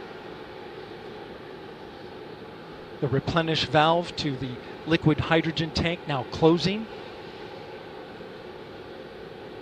The liquid oxygen tank will come a little later. Now we're arming the Orion ascent pyros and transfer to internal power.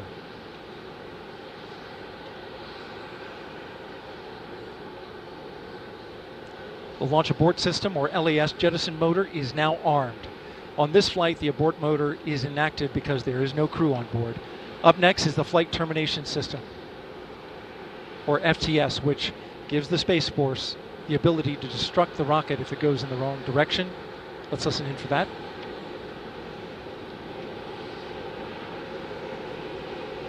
GLS's go for FTS arm. The flight termination system is now armed. Coming up at 4 minutes and 40 seconds, a big moment. This is where the RS-25 engines and their bleed go to high flow. It's been a little tricky to dial in. GLS's go for LH2 high flow bleed check.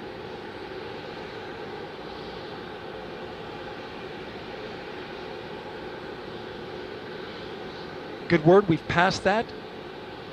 The cryo team got the LH2 engine bleed pressure loop dialed in.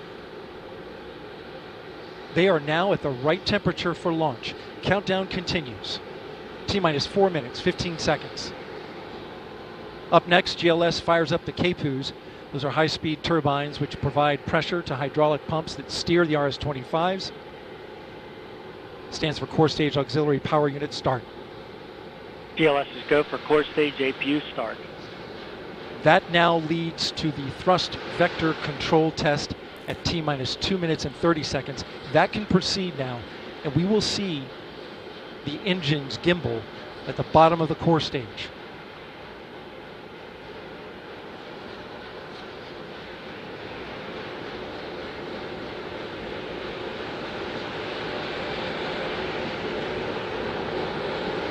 At T-minus 3 minutes and 10 seconds, you will hear the go for purge sequence 4.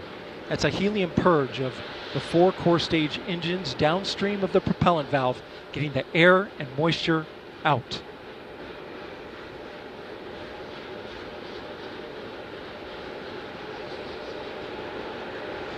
GLS is go for purge sequence 4. And in just a few seconds, GLS will close the core stage LOX vent, liquid oxygen.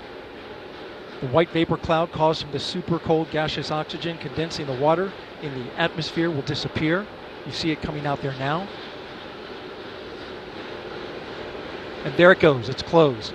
LOX vent closed, pressure rising in the core stage LOX tank to flight levels. Coming up in 15 seconds, look for that thrust vector control actuator test. Engines will gimbal.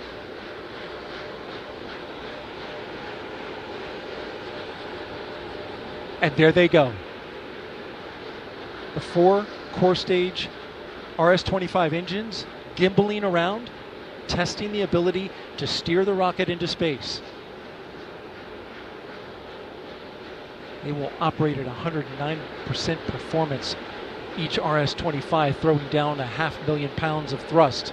All 4, 2 million pounds. All together with the boosters, 8.8 million pounds of thrust. GLS is go for upper stage to internal power. Now the upper stage has gone to internal power. So power is removed from the rocket's upper stage, the ICPS, and it's been switched to battery power.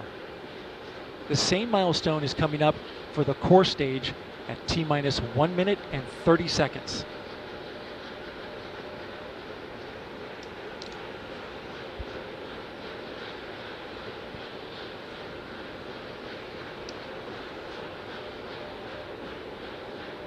GLS is go for core stage to internal power.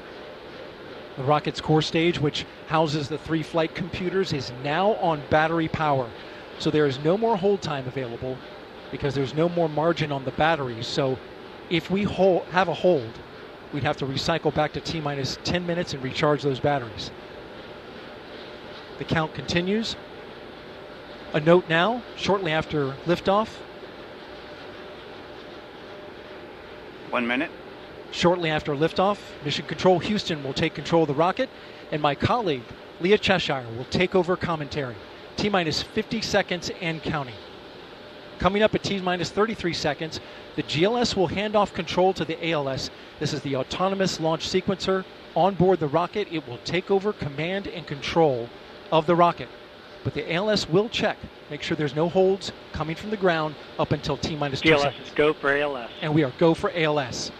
The Space Launch System is now counting down to liftoff of Orion on its maiden voyage to the moon. Launch team can no longer recycle the count. Sound suppressor water now flowing 15. under the ML. And here we go. 10. Hydrogen burn-off igniters initiated. 7, 6, 5. Core stage engine start. 3, 2, 1. Boosters in ignition.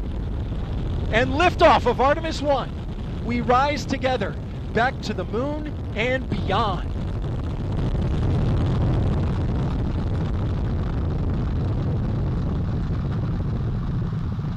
All 4 RS-25 engines on the core stage and 2 solid rocket boosters now propelling the vehicle at 128 miles per hour.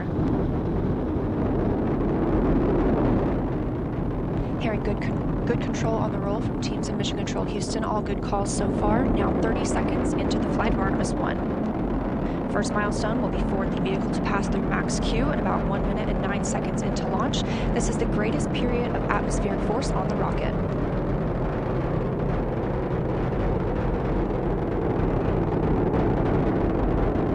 SLS now traveling 607 miles per hour.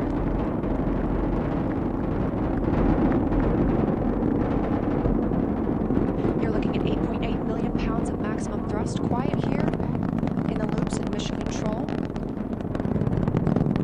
The 4 core stage engines are throttling down ahead of passing through max Q.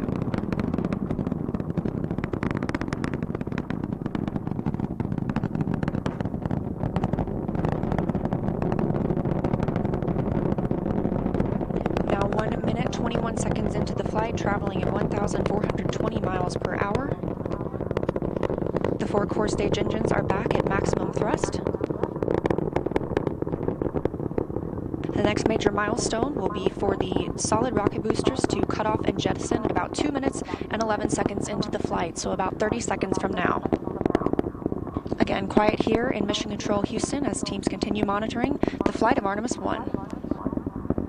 We're now 16 miles downrange from the launch pad at Kennedy Space Center, traveling over 2,800 miles per hour.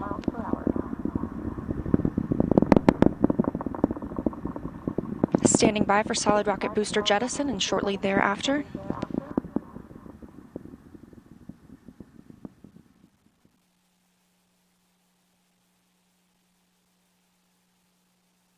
Confirmation that the solid rocket boosters have separated these 177-foot boosters.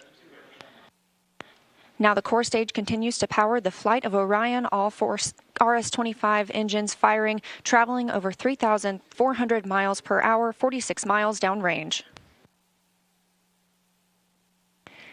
2 minutes and 36 seconds into the flight. Hearing nominal calls here in Mission Control Houston. We've still got 4 good engines on the core stage. Next up, we'll be looking for the service module fairing to separate. This is 3 15 by 15-foot fairing panels, providing structural support, protecting the service module. Those will separate at about 3 minutes and 11 seconds into flight, and very shortly thereafter will be followed by the launch abort system separation. Just over 3 minutes into the flight of Artemis-1, now traveling over 4,060 miles per hour, 83 miles downrange. We just had confirmation that the service module fairing has separated.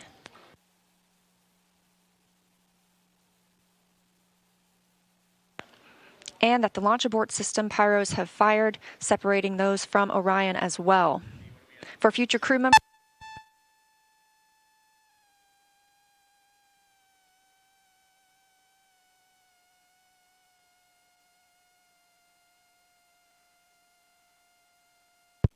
we just heard the call for 3-engine press, meaning if SLS were to lose an engine at this point in the mission, we could still achieve a nominal mission. We would just have an extended main engine cutoff time. However, we still have 4 good engines, all at maximum thrust right now, powering the first flight of Artemis at 5,200 miles per hour, 148 miles downrange.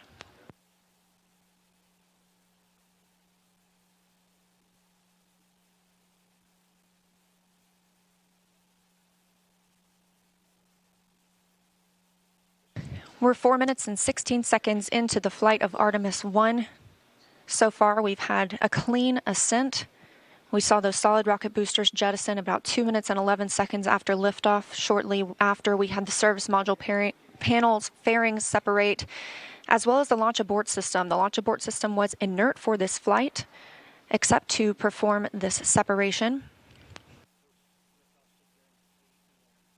Those 4 core stage engines will continue to fire and power the flight of Artemis-1, now traveling over 6,800 miles per hour, 229 miles downrange. Booster flight controller reports that the engines are looking good.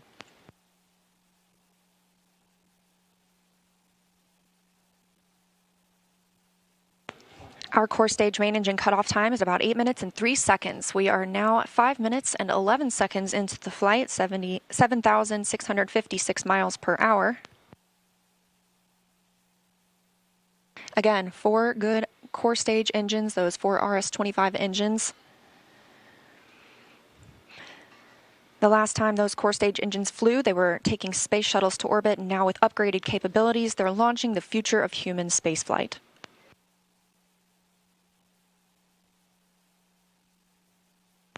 5 minutes and 42 seconds into the mission, we are now traveling 8,800 miles per hour, 345 miles downrange from the launch pad at Kennedy Space Center.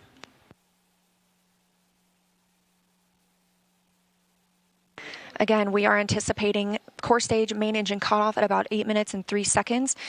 And about 10 seconds later, we'll see core stage separation, at which point Orion and the interim cryogenic propulsion stage will be flying free.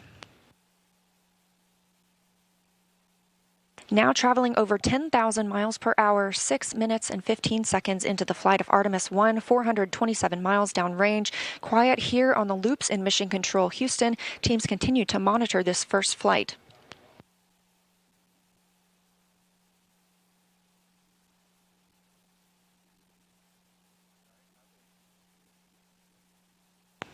About a minute and a half now until that core stage main engine cutoff time.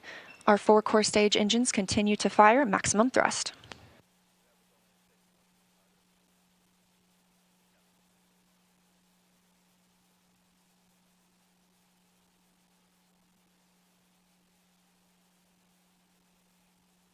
Coming up on 7 minutes since launch today, now traveling over 12,800 miles per hour, 563 miles downrange.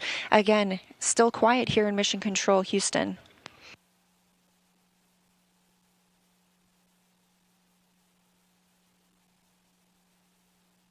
As we prepare for main engine cutoff, the 4 RS-25 engines are beginning to throttle down.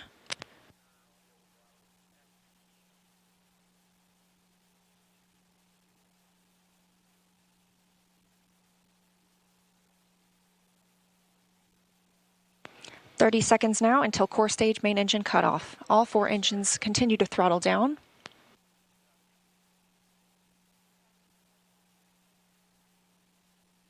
Now 7 minutes 45 seconds into the flight, traveling over 16,000 miles per hour. Continuing to hear good calls here in Mission Control, Houston. We're standing by for core stage main engine cutoff.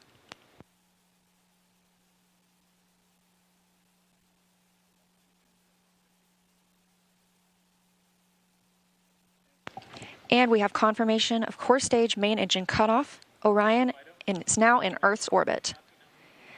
The flight dynamics officer reports that we have a nominal main engine cutoff.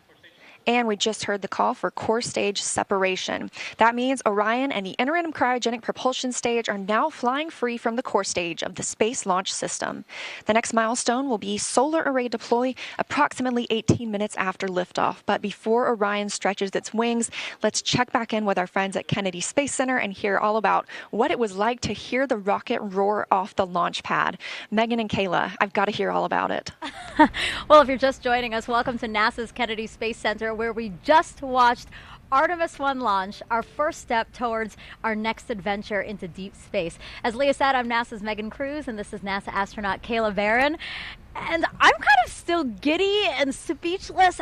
I don't even know how to explain how I'm feeling right now. I feel the same way. This is the first launch that I've been able to watch in person, and I've got to say, it was incredible. It took my breath away, and I was tearing up. Just what an amazing accomplishment for this team, this international team, people who have been dedicating their careers to getting this rocket off the ground and taking the first step to getting a crew on that vehicle back to the moon. It was just incredible. Yeah, this is a moment I think that we're all going to remember where we were when we saw this sort of thing, you know what I mean? And it was great to see, again, when we entered into terminal count, everybody here just started cheering, you know, coming out to get a really good view. And boy, I mean, it lit up the night sky and it just shook everything around us. Did you feel that? Like in my bones, I felt that. Oh yeah. The cool thing is just kind of the delay between what you see and what you hear, because of course the sound travels a little bit slower, and it was just amazing. The ground shook. We could hear the thrust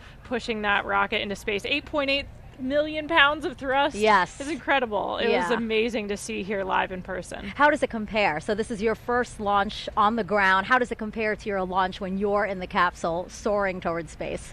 I mean, equally emotional, I think. Yeah. We train for everything, and so when we're in that capsule waiting for launch, we're just running our procedures. You could almost, trick us and say that we were in the simulator and it wasn't real, but like in that moment of liftoff, when the thrust builds underneath you, like we saw it today, it's just hard not to be overwhelmed by the emotional experience, the excitement, the joy of that moment. It's incredible. Yeah, I think we can't say it enough. This team really deserved this moment. They've been working so hard for this moment. When I heard that we got into terminal count, it was, I felt a sense of relief and excitement for them that I think everybody here did. We really wanted them to succeed. We really wanted to see the launch today.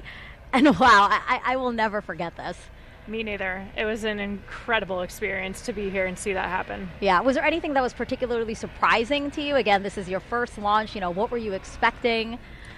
I think we also had a nighttime launch for our launch. And so I think one thing you underestimate is how much it lights up the night sky. Yes. We were able to watch it all the way through that trajectory. We were able to see the boosters separate and everything. So it was just an incredible view. It's amazing how much you get to see of the flight path when it's at night and sliding up the sky. Yeah, and I don't know if you noticed this, but we see the moon here, and the trajectory of the rocket looked like it was flying towards me. You know what I mean? I was like, oh my God, that's so poetic. It's so beautiful. I'm so glad we launched today. Yeah. Wow. Congratulations to the team. It's incredible. We're going to head over to Daryl, who was at the launch team. Daryl, you got to count us down through that, through liftoff. I mean, how was that being in the launch control center with them? Well, Megan, it was something else. I got to tell you, you're looking live inside the firing room where Charlie Blackwell-Thompson is about to address her team after a whole lot of hard work and preparation to get to this moment. Let's stand by and listen to her now. Comm check. But you can't hear it in the room. Can you guys hear me? No. Hey, Jeremy, can you turn something on the air for the microphone? The press site can hear me, but The room can't. You can hear me? Because the guys...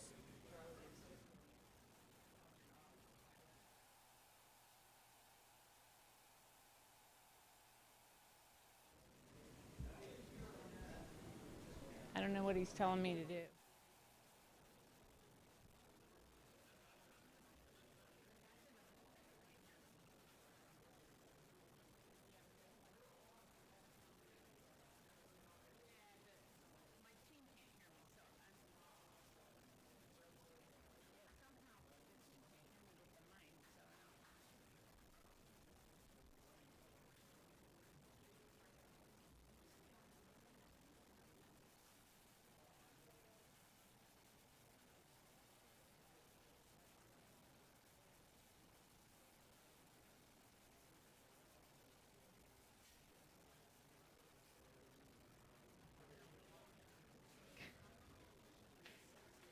He's here.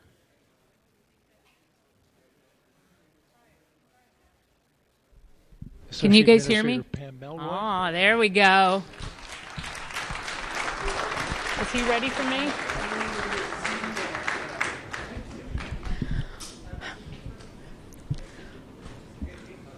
Well, for once, I might be speechless. So you guys know I have talked a lot about appreciating the moment that you're in, and we have worked hard as a team. You guys have worked hard as a team for this moment. This is your moment.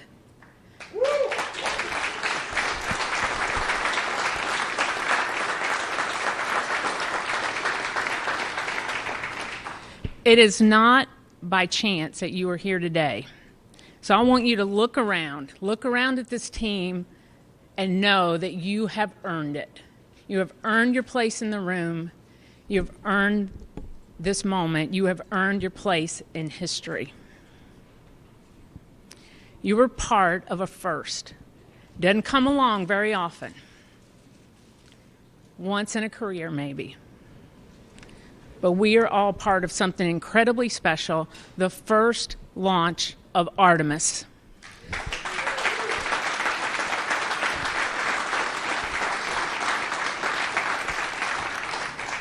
The first step in returning our country to the moon and on to Mars.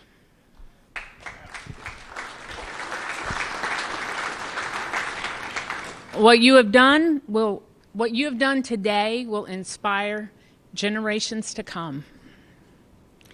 So thank you. Thank you for your resilience. You know, I said at the pre-test briefing, the harder the climb, the better the view. We showed the Space Coast tonight. What a beautiful view it is. So congratulations.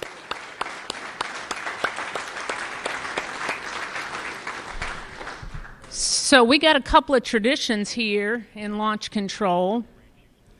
And the first one is when you're in the position for the first time, you get a tie cutting. And so I have my Launch Director Scissors. And I'm going to get my tie cut by a couple of legends that are here. And then anyone who wants their tie cut will be making the rounds in the firing room. You got your console chiefs. If they want to do it, that's fine. If you want me to do it, you might have to wait a little while, but I'll stay all night if I have to. It'll be my pleasure to cut ties.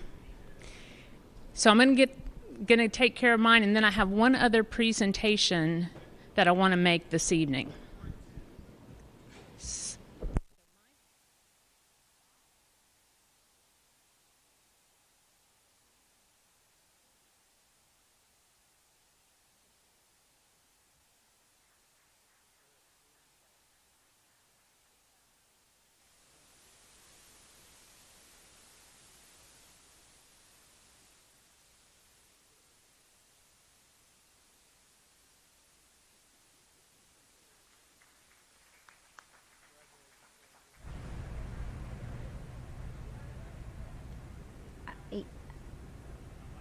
This is Charlie Blackwell-Thompson, Artemis-1 launch director. She just got her tie cut.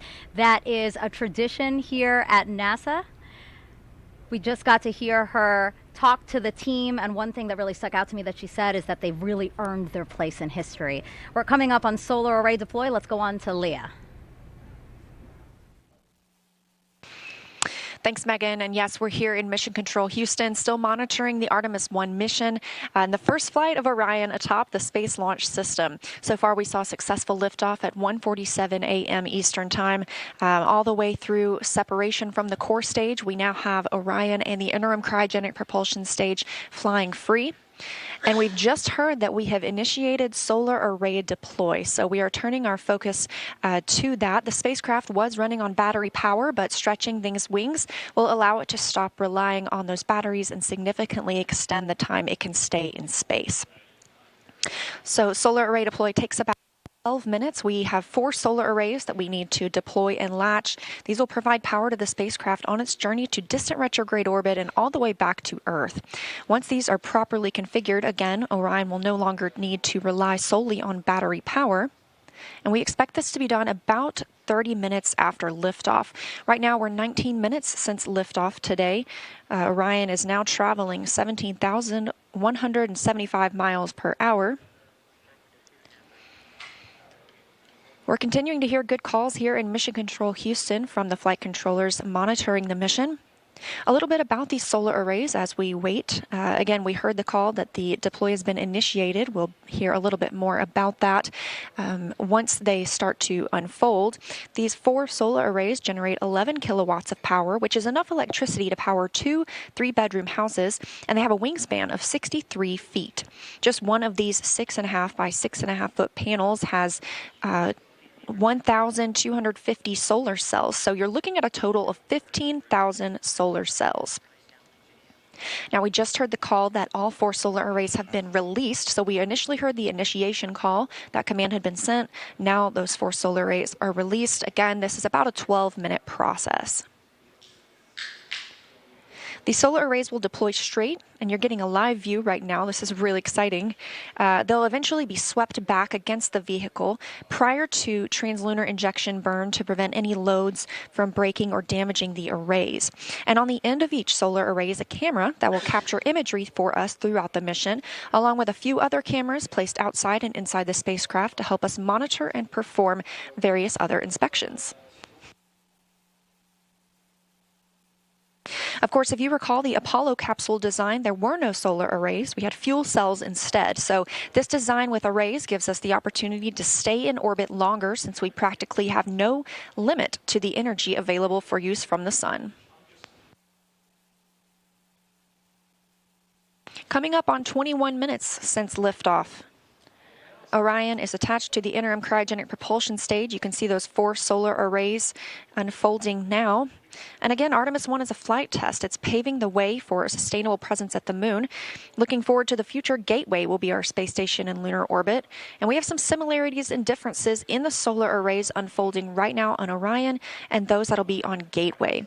So like we're seeing now, these are deploying autonomously. The Gateway solar arrays will as well. And while these generate those 11 kilowatts of power, the 2 rollout solar arrays, or ROSAs, on Gateway will generate 60 kilowatts of power. That ROSA design is currently being tested aboard the space station.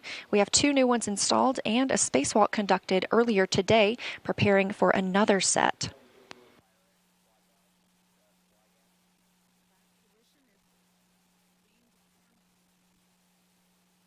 Coming up on 22 minutes since liftoff today, Orion and the interim cryogenic propulsion stage traveling over 16,800 miles per hour. The solar arrays deploying now are part of the European Service Module. It's comprised of 20,000 parts and components. The Service Module was developed as part of an agreement between NASA and the European Space Agency, or ESA. This is the first time NASA is using a European-built system as a critical element to power an American spacecraft.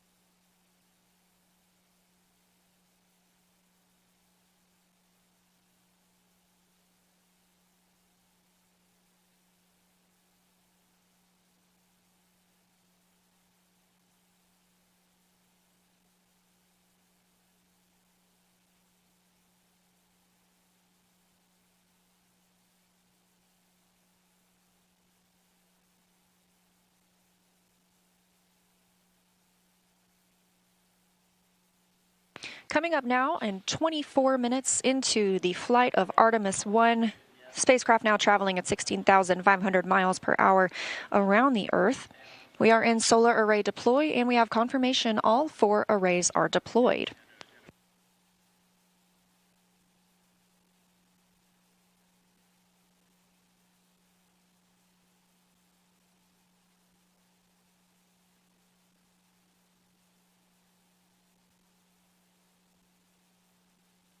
Coming up in a little less than 30 minutes is the perigee raise maneuver.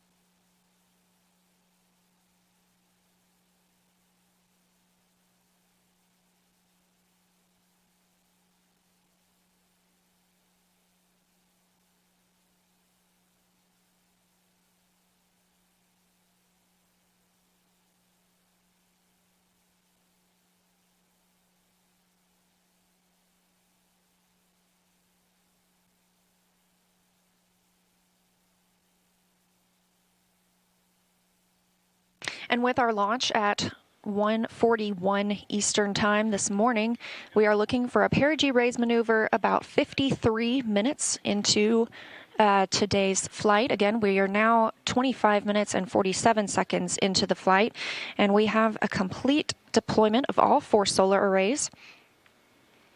Orion's journey to the moon continues as planned. Again, looking forward to that perigee raise maneuver. That'll be coming up again at about 53 minutes into the mission, so about 27 minutes from now.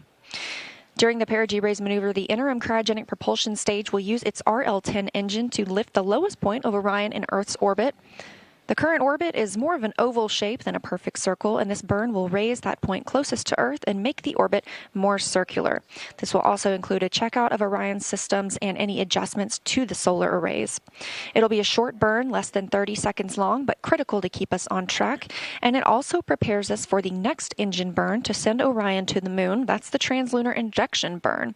That'll come up a little later, which is a longer burn, another firing of the RL-10 engine on the interim cryogenic propulsion stage.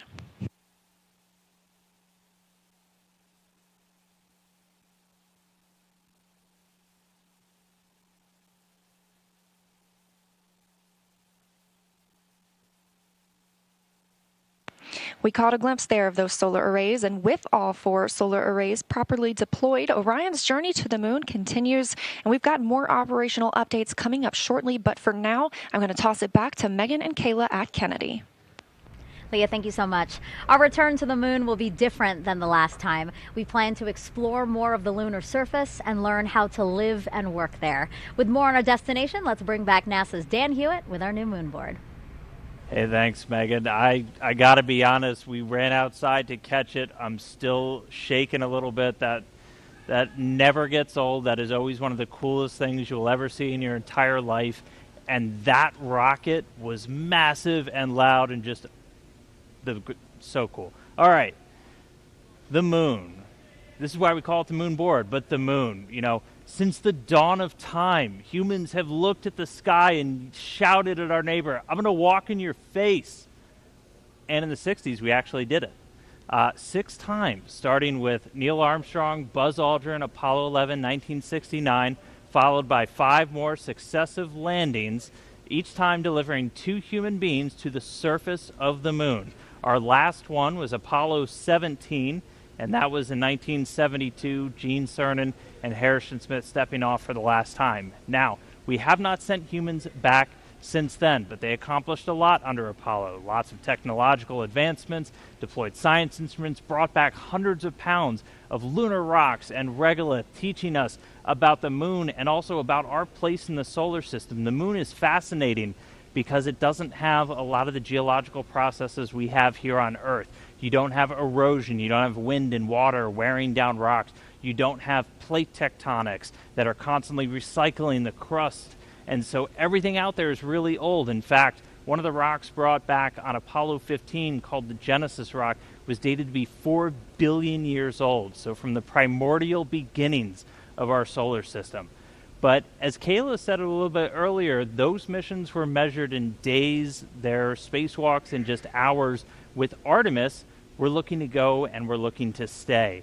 And we're not looking around the equator like under Apollo. We're looking at the lunar South Pole. Now, why? So we haven't sent people since the 70s to the moon, but we haven't stopped studying it. We've had orbiters like the Lunar Reconnaissance Orbiter, which has literally just been flying loops around the moon, taking high-resolution images of the surface, so high-resolution that you can look them up. They have images of all the different Apollo landing sites, and you can actually see the footprints, the paths they left in the lunar regolith of those sites.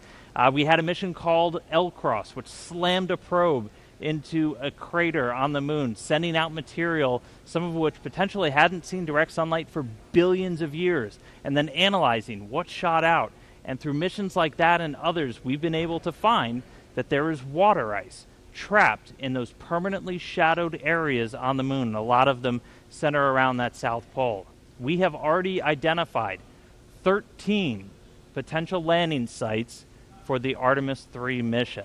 And these are where we're going to send our astronauts around the lunar South Pole to access that water ice. Now, why water? Why are we caring about water? Well, it serves a lot of purposes. Obviously, for humans, you need that to breathe. You can split water apart, get oxygen for breathing gas for an atmosphere. If you have a lunar base, you can split it into oxygen and hydrogen. That's rocket fuel. We just launched the most powerful rocket in history using those constituent parts. And so you can start to live off the land. We can use that, something called in situ resource utilization. And really, the whole point of that is to use the moon as this proving ground. We're trying to get to Mars. We're trying to learn to live on other planets where there is gravity, where we're going to have to use resources there on the ground because we won't be able to bring everything with us. And by going to the lunar South Pole, by going to stay under Artemis, we're going to be able to start practicing that. We're going to perfect those systems, perfect those techniques and operations we need to do that so we can use the moon as that jumping off point to Mars and beyond. So that's why the moon. We're going to see Orion fly around it for the very first time in just a couple of days. That launch was spectacular. I'm still way too excited, but can't wait to see some shots of the moon from up close from Orion. So I'll send it back over to you, Megan.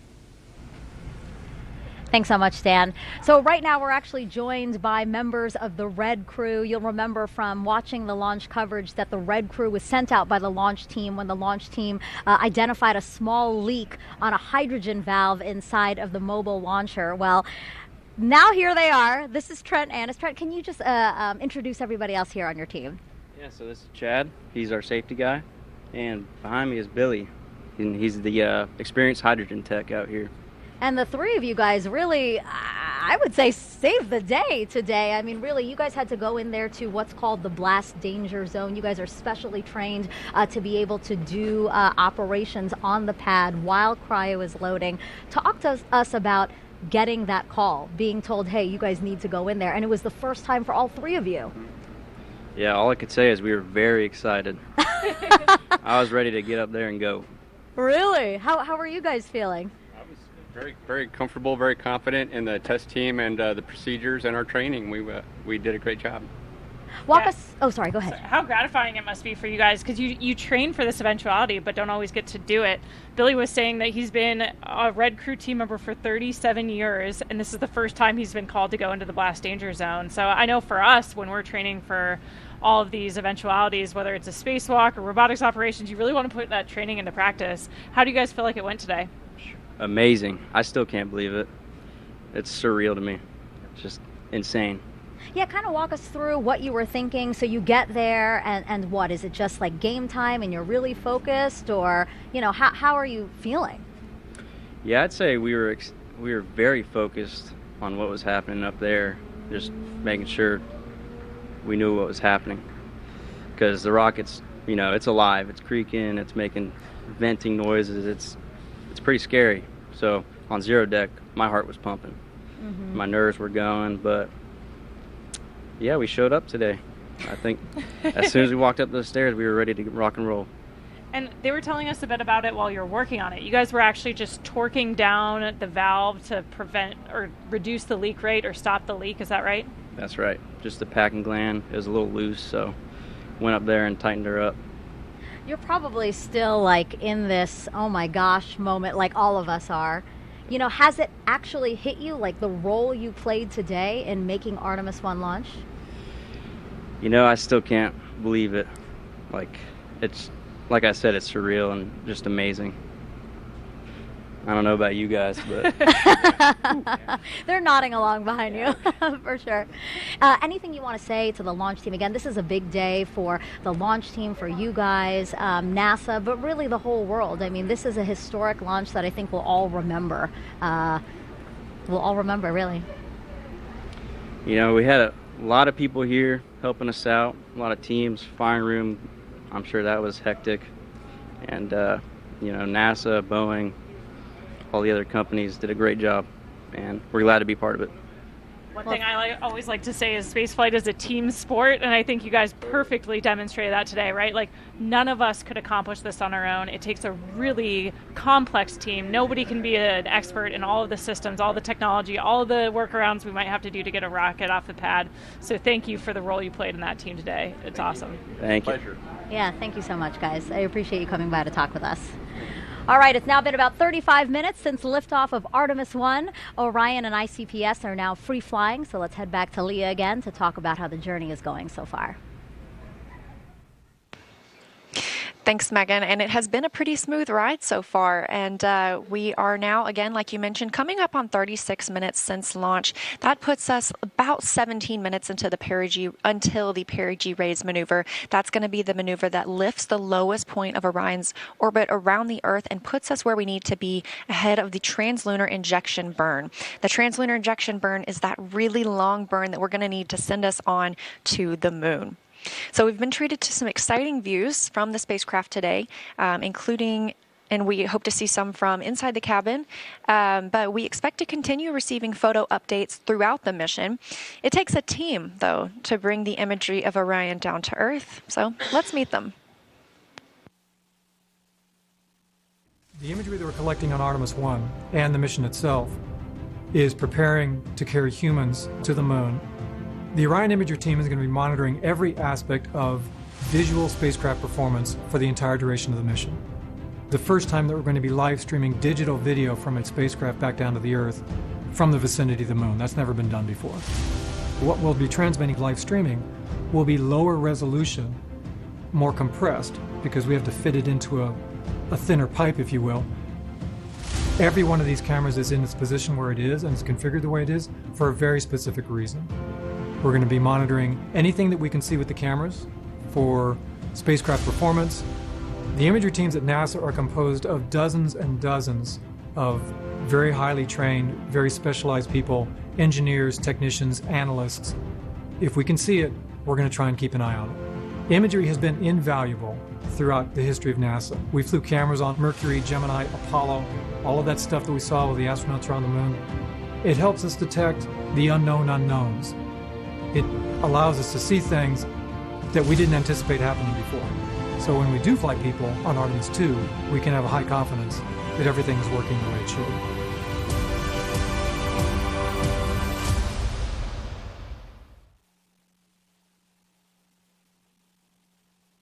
I love getting a look at those teams that we don't normally see, like the red team that Megan and Kayla just got to interview. A really big thanks to them and everyone that made this liftoff happen tonight.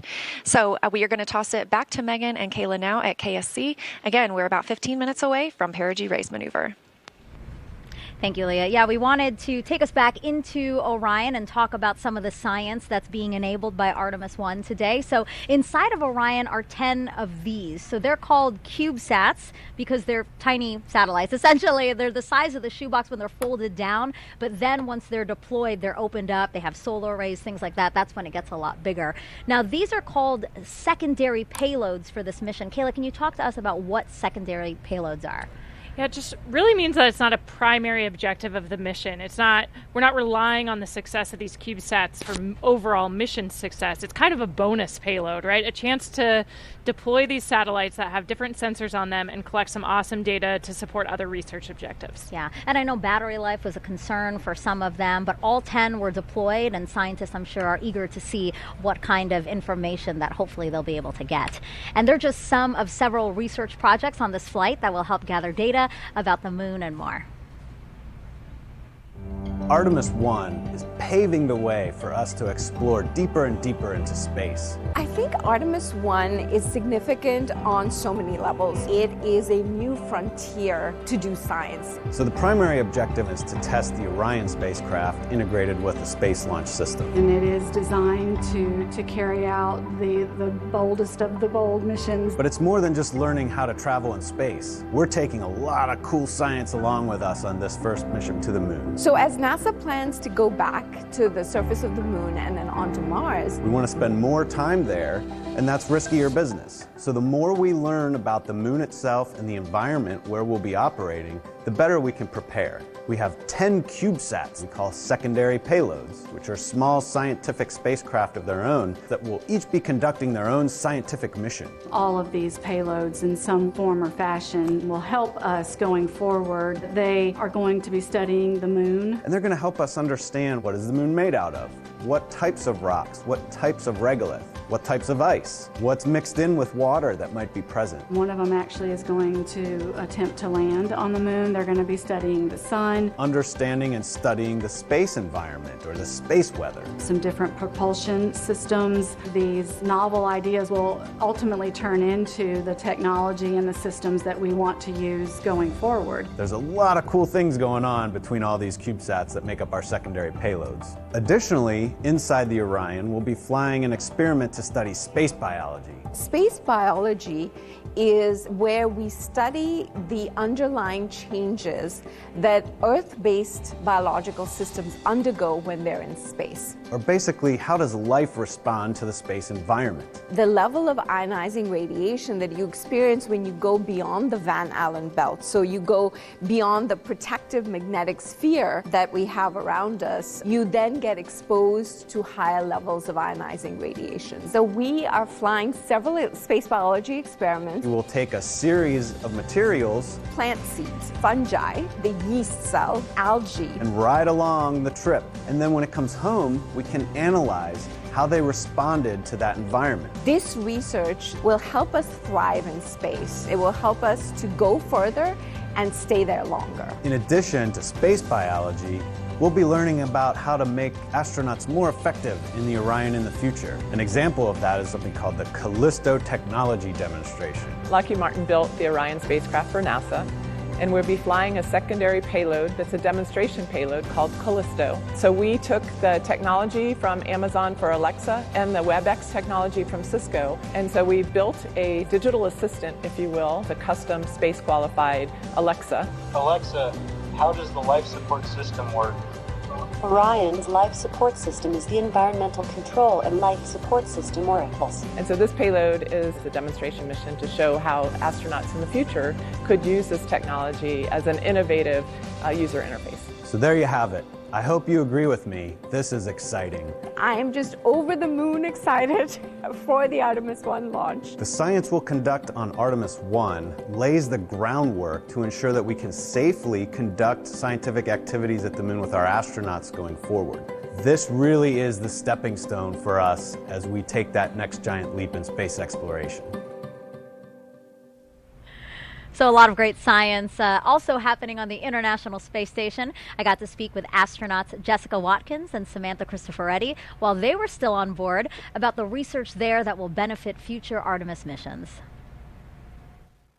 Jessica, Samantha, your primary job on the space station is to maintain the orbiting lab and conduct science experiments, more than 200 before Crew 4 returns home. Jessica, can you tell me about one of the experiments that will help return us to the moon with the Artemis program? We do a lot of experiments where we are looking into developing new technologies that will enable us to go further into the solar system. And one of those technologies was the AstroRad experiment. Radiation is one of the challenges that we face when we think about going further into the solar system. And so this vest is an option for providing the crew member with protection. And then one of the mannequins on Artemis I, launching here later this month, will also be wearing the vest. We'll get a sense for its effectiveness on board as well. Samantha, I know that you've been doing a lot of work to test how we would grow crops in space. What crops are you growing on Space Station right now, and what's unique about them? Indeed. Actually, right next to us as we are talking to you, we have a little space station vegetable garden. It's called X-Root, and in a few weeks it will be full of fully grown, hopefully tomatoes and carrot plants. I don't have much of a green thumb, I must confess, but when I harvested those plants and I could really breathe in all that smell, even if there is no soil, it still has that smell that you would associate on the ground with walking, through a vegetable garden after a rainy day, when there is that moisture in the air, and that was just so pleasant after such a long time living away from any kind of natural environment. It was very pleasant for me. If it makes you feel any better, I also do not have a green thumb. So what about water? How are you testing critical life support systems like water to hopefully help us stay off Earth longer than we ever have before? Sure, yes. So we kind of use the tagline that yesterday's coffee becomes today's coffee. So there's a process by which we can filter our urine, and so we are at the point now where we are able to recycle about 96% of the essentially of our water on board, and are continuing to test new technologies to get even closer to the 98% utilization rate that we'll need for the moon in particular. Samantha, what are you most excited about for Artemis 1? Seeing that gigantic rocket take off, and I think it will be just, a sign of all those great things to come. Jessica, you could one day walk on the moon as part of the Artemis program. How does that make you feel? The idea of being able to explore the surface of another planetary body, especially for me as a geologist and a planetary geologist specifically, is just super exciting. All of the science that we're going to be able to conduct from the surface of the moon. Jessica, Samantha, thank you so much. And before you go, I'd love to see a flip.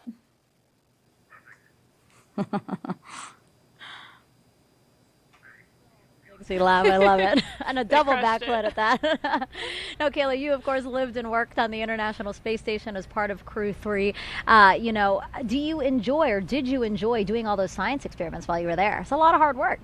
Yeah, it's incredible to be a part of every single experiment. It's an honor to play a small role in it. We got to do some really cool tech demonstrations while we were up there too. So for me as an engineer, that was really fun. That's a photo of me doing the first scanning electron microscope samples on the International Space Station. And it was cool for me because I worked with a scanning electron microscope in my graduate school research that took up it was as big as this desk. Oh. But seeing a miniaturized version of those that we have up there, and imagining how we could use it in a lunar or Martian laboratory to better analyze samples and decide what to bring home was really exciting. Yeah, and you touched on this earlier before, but I do think it's just so important to note again that you're doing science for scientists who've been working on their studies for decades, some of them. So to fulfill that, how does that make you feel? It's incredible. We're almost like their laboratory technicians for that little moment in time, but they've been working their entire life, sometimes decades, years, to get that science payload up there. And it's a really unique laboratory environment. The microgravity environment, the space environment, the radiation environment, like you heard talked about in those videos, provides an opportunity to do science that we just can't do here on Earth. Yeah, and to think that what we do on the International Space Station can fuel future Artemis missions, I think the fact that they go hand in hand is really cool. All right, so let's take some more social media questions. Social media is buzzing right now since we launched about 48 minutes ago. So why don't we take the first question, I think again from let's see, Kayla, how do you feel after launch? Super inspired. I mean, we talked about it earlier with the Red Crew and in the moments just after launch, but this is really the culmination of a giant team effort. It takes every single member of our team to pull off a successful launch. It's incredibly complicated, incredibly challenging, and in some cases kind of dangerous for a Red Crew team who went inside the blast danger area to make a fix that was critical to today's launch. And so to see the team succeed and feel that excitement was incredible. I really still have Charlie Blackwell Thompson's words ringing in my head. The fact that she said the harder the climb, the better the view. Absolutely. 100% correct. All right, next question is from actor Jack Black. He starred in a movie called Apollo 10.5. He has a question for Kayla. Okay, Jack's final question, I promise. Let's talk about Orion. How long will it take for Orion to fly around the moon and come home? And what's that re-entry going to be like? Sounds like it might be a little hot. Coming in hot. You're exactly right, Jack. It is a 26-day mission that we have planned for Artemis, where it will go to the moon, go into a distant retrograde orbit, so we'll get a few close flybys and then some time in deep space past the moon. And then, yeah, that re-entry is going to be something else. It's going to be 5,000 degrees Fahrenheit, super hot. And so we'll be looking at how the heat shield performs just to ensure that it'll be able to protect the crew for that speed and temperature. That's half as hot as the sun. Yes, it's incredibly hot, so we rely on that heat shield to keep our systems and our crew safe, but we expect that it'll perform well, but we're excited to see how it does in about 26 days. Okay. One last question from social media. What qualifications are required to become an astronaut? You have to study STEM. You have to have a master's degree or higher in a STEM field. But besides that, we're looking for people who are awesome team players. So there's a lot of different roads to become an astronaut. We seem to be getting a lot of questions about how people themselves can become astronauts. I think that's really cool that we might see and inspire, again, people who might think about becoming astronauts. Absolutely. Okay, well, thank you, Kayla, and thank you for those who sent in those questions. We are about 50 minutes after the launch of Artemis 1, and we are approaching the next critical milestone. That's perigee raise maneuver. So let's head back over to Leah in Mission Control. Thanks, Megan. And you're right, we are coming up on perigee raise maneuver about 2 minutes from now. We are now 51 minutes into the flight of Artemis 1 after lifting off at 1:47 a.m. Eastern Time from Kennedy Space Center. The vehicle now traveling over 14,600 miles per hour. So during Orion's orbit of Earth, it reaches an apogee and a perigee. The apogee is the highest point above Earth's surface and the perigee is the lowest. Therefore, this perigee raise maneuver is a firing of the ICPS RL-10 engine, and it's going to raise the lowest point of Orion's orbit over Earth. This also included a checkout of Orion's systems and any adjustments to the solar arrays. All 4 of those solar arrays, as you can see, are swept back. That's going to keep them from having any loads imparted that might damage them for use later in the mission. This also, the perigee raise maneuver, will put us in the proper position for the translunar injection burn. That's that really big and long burn that we need to send us to the moon. We're about 1 minute away from the perigee raise maneuver. This is a shorter burn. It's less than 30 seconds.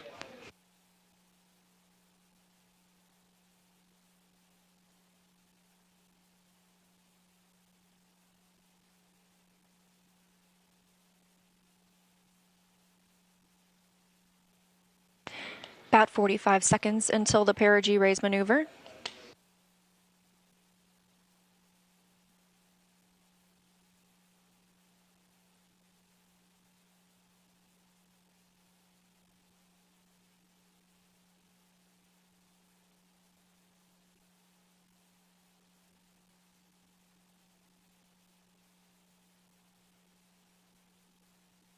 Coming up on 53 minutes into today's mission, and we are standing by for the start of the perigee raise maneuver. Again, this is a firing of the RL-10 engine on the interim cryogenic propulsion stage. It's less than 30 seconds long.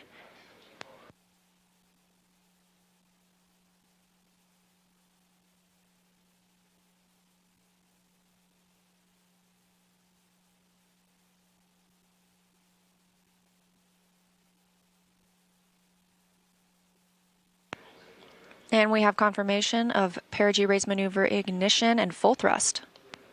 This is a live view from the spacecraft. Again, a really short burn. We're standing by for the cutoff.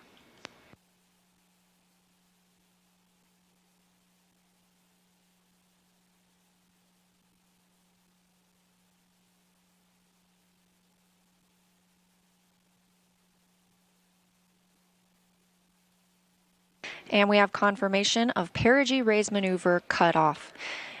Flight Dynamics Officer reporting on the loops here in Mission Control Houston that it was a good burn. We are now 54 minutes into the flight, Orion traveling 14,700 miles per hour, and that was the perigee raise maneuver, lifting the lowest part of Orion's orbit around the Earth and putting us right where we want to be for the translunar injection burn. We're looking for that translunar injection burn to happen about 1 hour and 26 minutes after launch, so about 30 minutes from now. That'll be that long burn that helps us break free from the pull of Earth's gravity and commits the spacecraft to a lunar trajectory. So with successful completion of the perigee raise maneuver, I'm going to toss it back to Megan at KSC. No, keep it.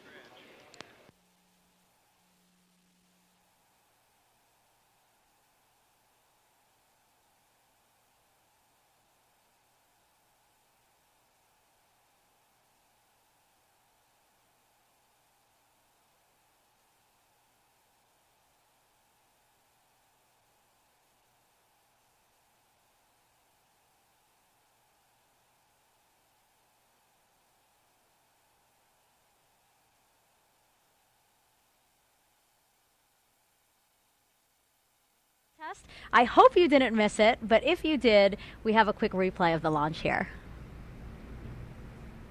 Ultra pressure water now flowing 15. under the ML. And here we go. 10. Hydrogen burn-off igniters initiate. 7, 6, 5. Core stage engine start. 3, 2, 1. Boosters in ignition. And liftoff of Artemis 1. We rise together back to the moon and beyond.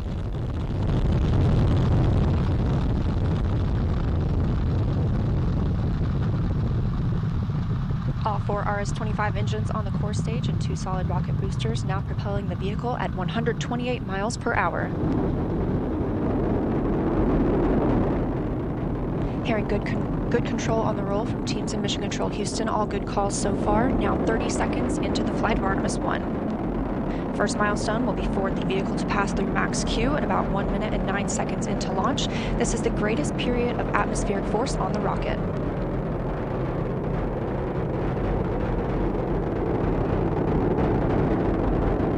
SLS now traveling 607 miles per hour.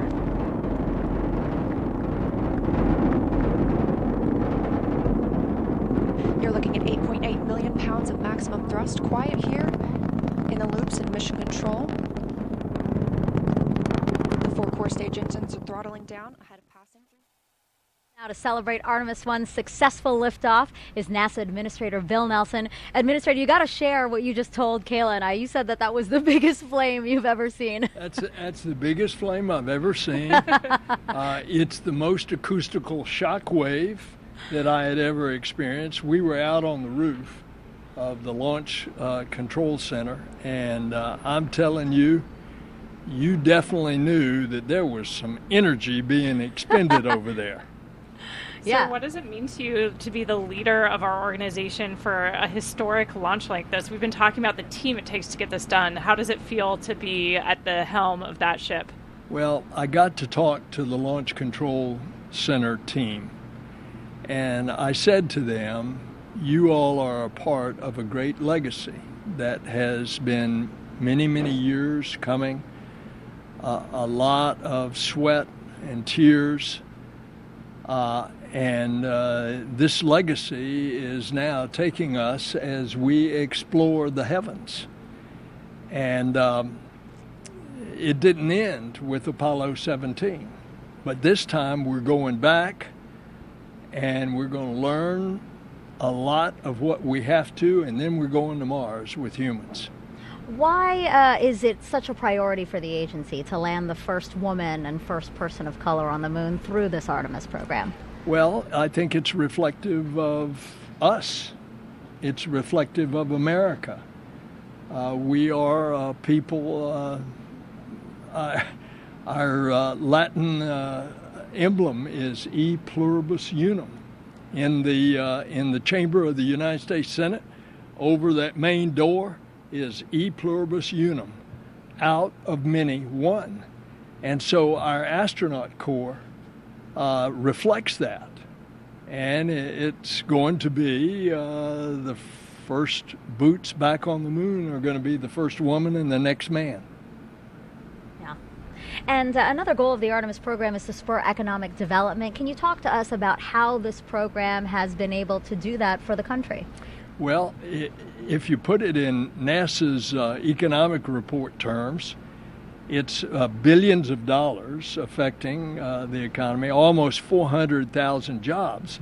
But that's just direct. Think of all the indirect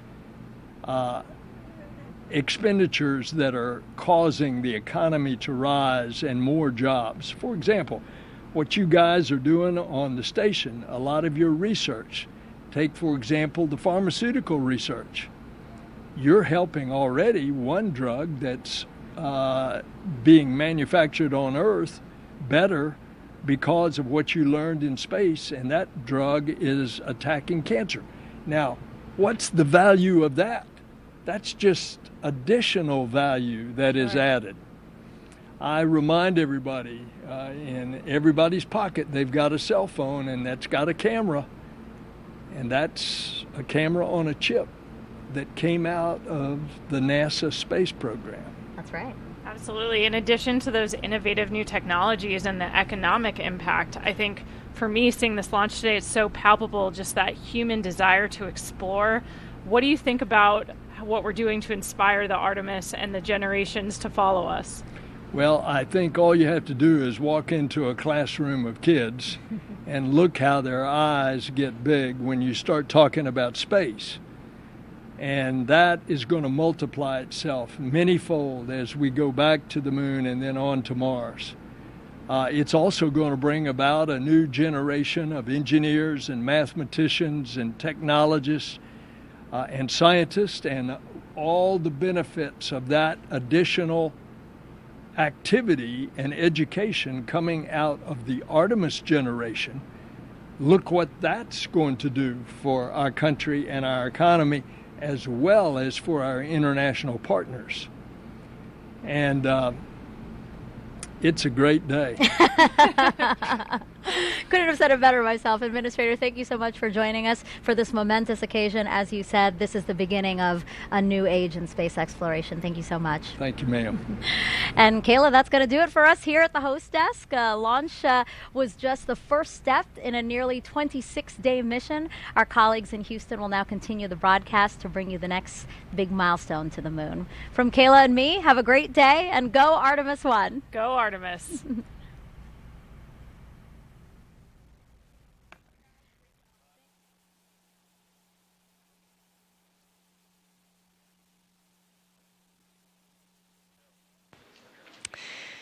And we had a great ride to orbit today. We are now 1 hour and 2 minutes since we launched the Artemis 1 mission. Orion is traveling with the interim cryogenic propulsion stage, now almost 15,000 miles per hour.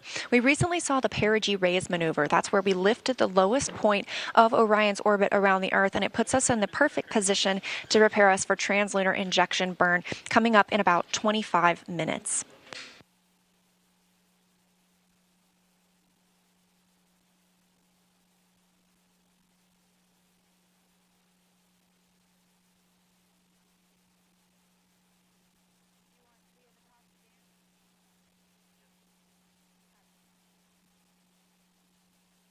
So again, we are looking forward to that translunar injection burn. That's what it's going to commit us to our journey to the moon. And to tell us a little bit more about the translunar injection burn, we've got Dan Hewitt standing by to show us on the moon board how it's all going to go down.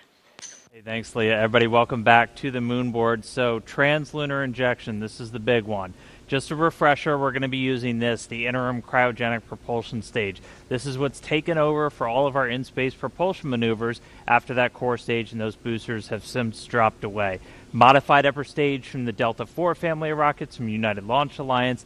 Hydrogen, oxygen, fueling the RL-10B-2 engine produces about 24,000 pounds of thrust in a vacuum. Now, the translunar injection is what's going to give us the energy to go from low Earth orbit all the way out here. Now, what does that mean? Here comes a really overly simplified orbital mechanics lesson. Let's say you're in orbit around a planet, say Earth, and you're in a nice circular orbit, but you want to have that orbit be even higher. Well, what you can do is fire your engine behind you, increase your speed, and that then increases the corresponding apogee, or the highest point of your orbit, on the other side, and that's how you raise it up. Well, if you wanted to make it into a nice circle, you could follow up and do another burn right here, and that would raise your perigee, or your lowest point, and then you're in a circular orbit around Earth. That's essentially called a Hohmann transfer. If you've ever followed our missions to the space station, that's what we're doing to kind of gradually raise our orbit until we get to the space station. But for this, we're talking about a lot more energy to get somewhere a lot farther away. So what we're essentially doing is we're going to be in this circular orbit around planet Earth, and we are going to be firing that engine with 24,000 pounds of thrust for about 18 minutes. And what that does is it doesn't just increase your apogee by a little, it increases it all the way out, and it's timed. So by the time Orion is hitting its apogee, the highest point of that orbit, the moon will have moved into position that you're entering into its sphere of influence. You're entering into that area where the lunar gravity is going to be able to capture you. And so that's why we're firing the engine for that long. We need to have that much thrust, that much time to get the energy to go out there. So that's the rough orbital mechanics of what we're doing.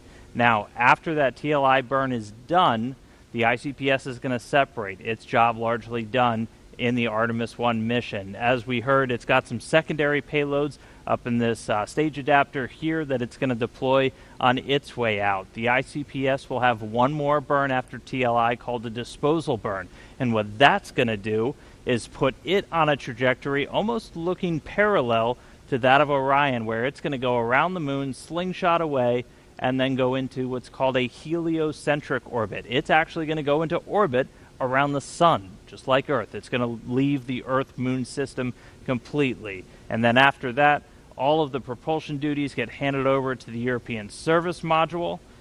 So it'll be using its engines. It's going to do the outbound trajectory correction burn, at least the first one on flight day 1, and a couple more until we get out to the moon and get ready to head into distant retrograde orbit. So that's TLI. It's coming up next. It's going to be a really big moment to pay attention to. So we'll send it back over to Leah to walk us through the ops. Leah?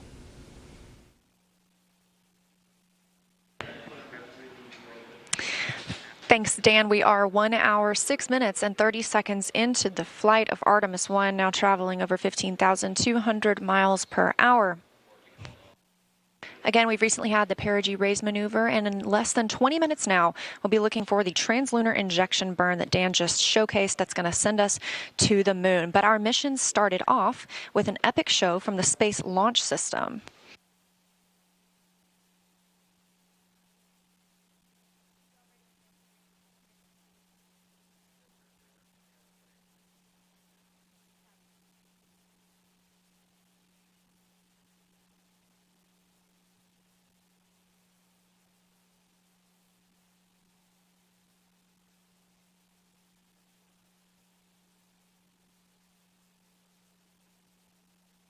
Again, the Space Launch System is what carried us into orbit today, launching off at 1:47 a.m. Eastern Time.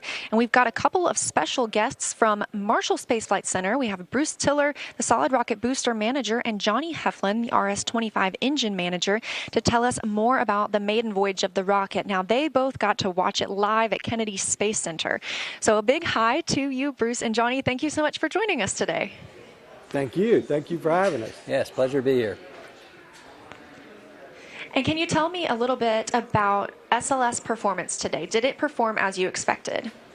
Go ahead, Bruce. You want me to start? Go ahead. Sure. So I managed the booster part of the rocket, and the boosters were fantastic. They performed just as we expected. We got to see some of the data. Obviously, the team hadn't plotted it all, but the pressures looked great. You know, it burned for just the right amount of time, and it separated great. We could see that as well. So very pleased. We were confident it would work well, and it did. Very happy. Similar story for RS-25. Nominal, what we call nominal performance. The engines performed exactly as predicted based on the quick look data. Like the booster, we've got a lot of data to look at, but so far the data looks really, really good. These historic RS-25s that have 25 flights between them on coming off the shuttle program. So really looking forward to getting a look at the data. It looks really good so far. That's fantastic, and we agree. It was amazing to monitor here, and the loops were very quiet in Mission Control Houston. That was a good sign. You knew that things were going well. So we know that the launch abort system was inactive for this mission, but it will be active for when we have crew on board for Artemis 2. Are there any other differences we can expect to see in the rocket for Artemis 2?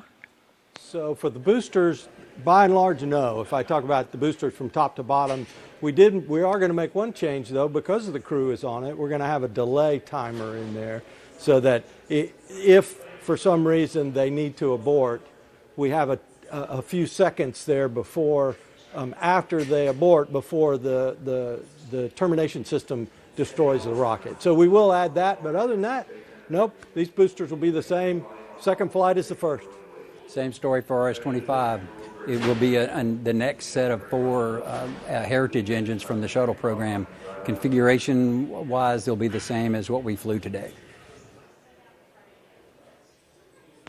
Then I'm glad it all went so well. And so after you get that data back from today, what's next for your team?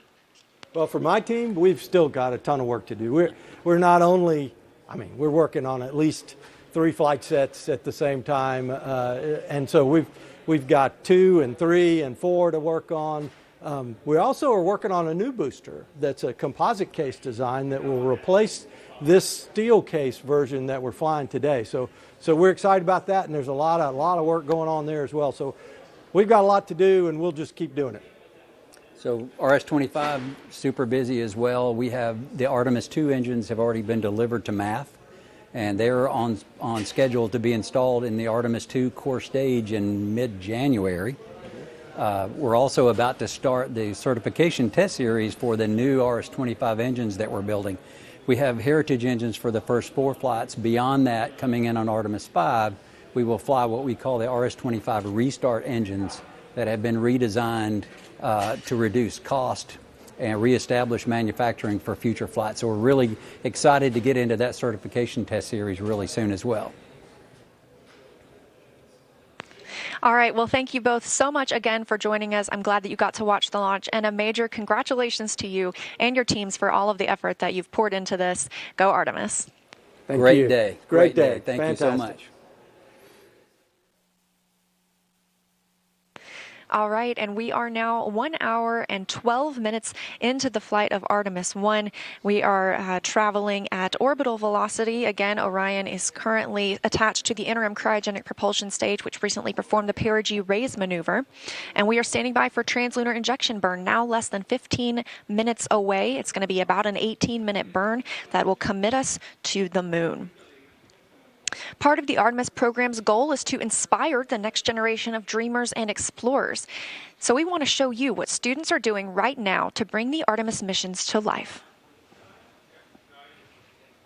NASA's Artemis mission will land the first woman and the first person of color on the moon. And today's students are the Artemis generation. If you're a student, you can design and build technologies that support the Artemis mission with NASA's Artemis Student Challenges. No matter your background or experience, you're invited to choose a challenge that interests you, whether it's rockets,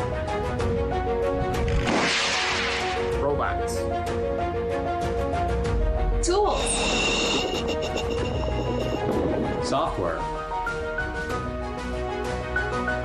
vehicles, or other technologies. There's an exciting challenge for you. To find a mentor and build a team of students. Review the rules and requirements, and bring your ideas to life with NASA's Artemis Student Challenges.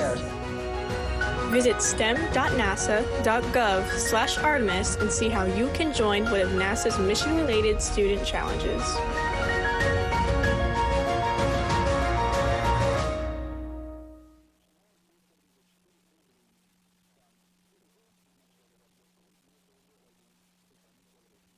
Again, 1 hour and 13 minutes, 30 seconds since liftoff today. We are looking towards translunar injection burn, now about 13 minutes away. That's going to send us to the moon. But did you know that you were invited to fly on the first Artemis mission too? Earlier this year, NASA asked the public to create a pass to virtually board Orion. Anyone who signed up got to include their name on a flash drive. I know my name is on there. And that flash drive is on Orion right now for its journey around the moon. It has more than 3.3 million names.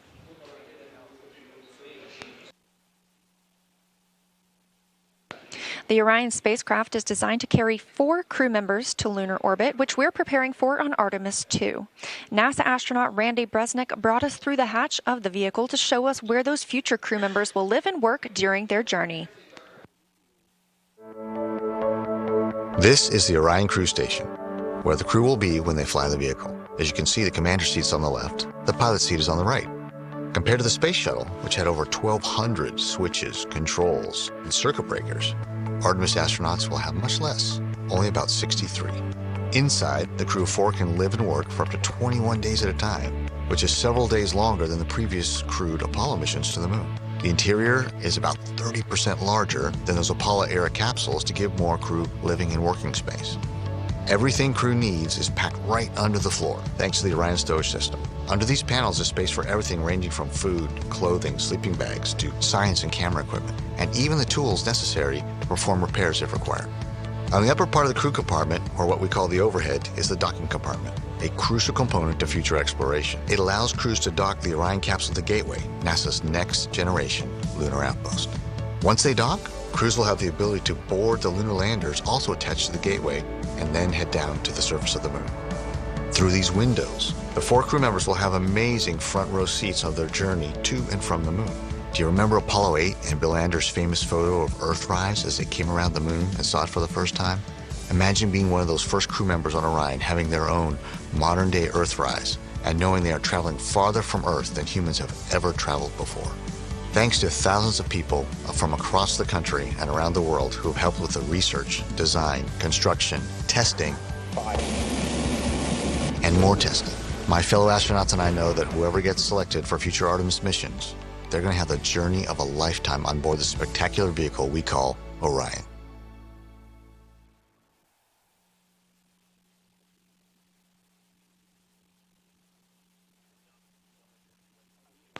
We're now coming up on 10 minutes until the translunar injection burn. Again, Orion is still attached to the interim cryogenic propulsion stage. That RL-10 engine is what's going to perform the burn for us. But to hear more about Orion, I'm going to send it back to Dan at the moon board to tell us all about our spacecraft. Hey, thanks, Leah. Welcome back to the moon board and Orion. So it's still attached to ICPS, still flying on the very upper part of SLS, but pretty soon it's going to be flying free. And after that happens, it's going to take over all of the propulsion, all of the flying, everything for the rest of the mission. And so to talk a little bit more about propulsion, let's focus in on this, the European Service Module. So this is what's going to be doing all of our maneuvers after we're done with ICPS and the translunar injection burn. And it's going to be doing that with a mix of 3 different types of engines. First one here on the bottom is the large orbital maneuver